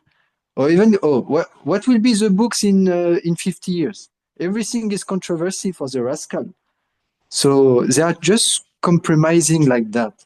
And they are printing rascal books like that. Like, inner yoga, peace of mind. They don't speak about Krishna in their book. It is all self-love and meditation like that. I have read, and there is BBT logo on the books. All rascaldom. Yes, Prabhu. And here in Finland, it comes with chocolate. You buy a book, you get free chocolate. Wow, that's crazy. Just see. But now in Canada, there's no ISKCON Guru, right? I mean, if I'm not wrong, like prominent one. Like in India, there's Jayapataka Swami and all. You cannot go against them. I Of course, learned there still is, from. Prabhu. Of course, there still is a very prominent guru, our own, His Grace Nimanitai Prabhu. He Yes. is the one Yeah. in Canada right now. But Yeah, Nimani but Prabhu he was talking about someone, that there is someone. yeah, someone. Yeah, so This morning, Krishna this Gopal morning he said that Gopal Krishna, he died recently.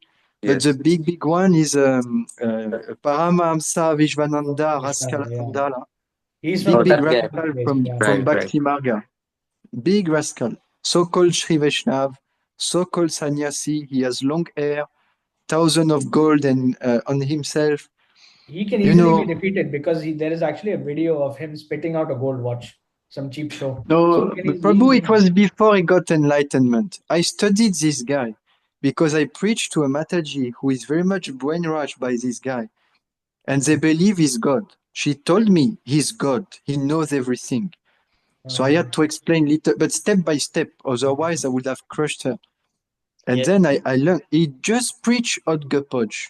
Jesus, Shiva, Buddha, Krishna is an avatar, but you can worship Radharani alone.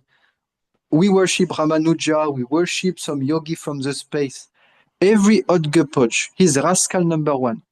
I would say he's the biggest demon on earth, Prabhu, because he's using Bhagavad Gita, Bhagavatam, Bhakti, even the Mahamantra.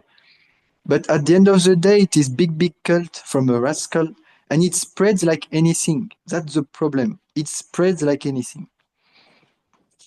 Yes, bro.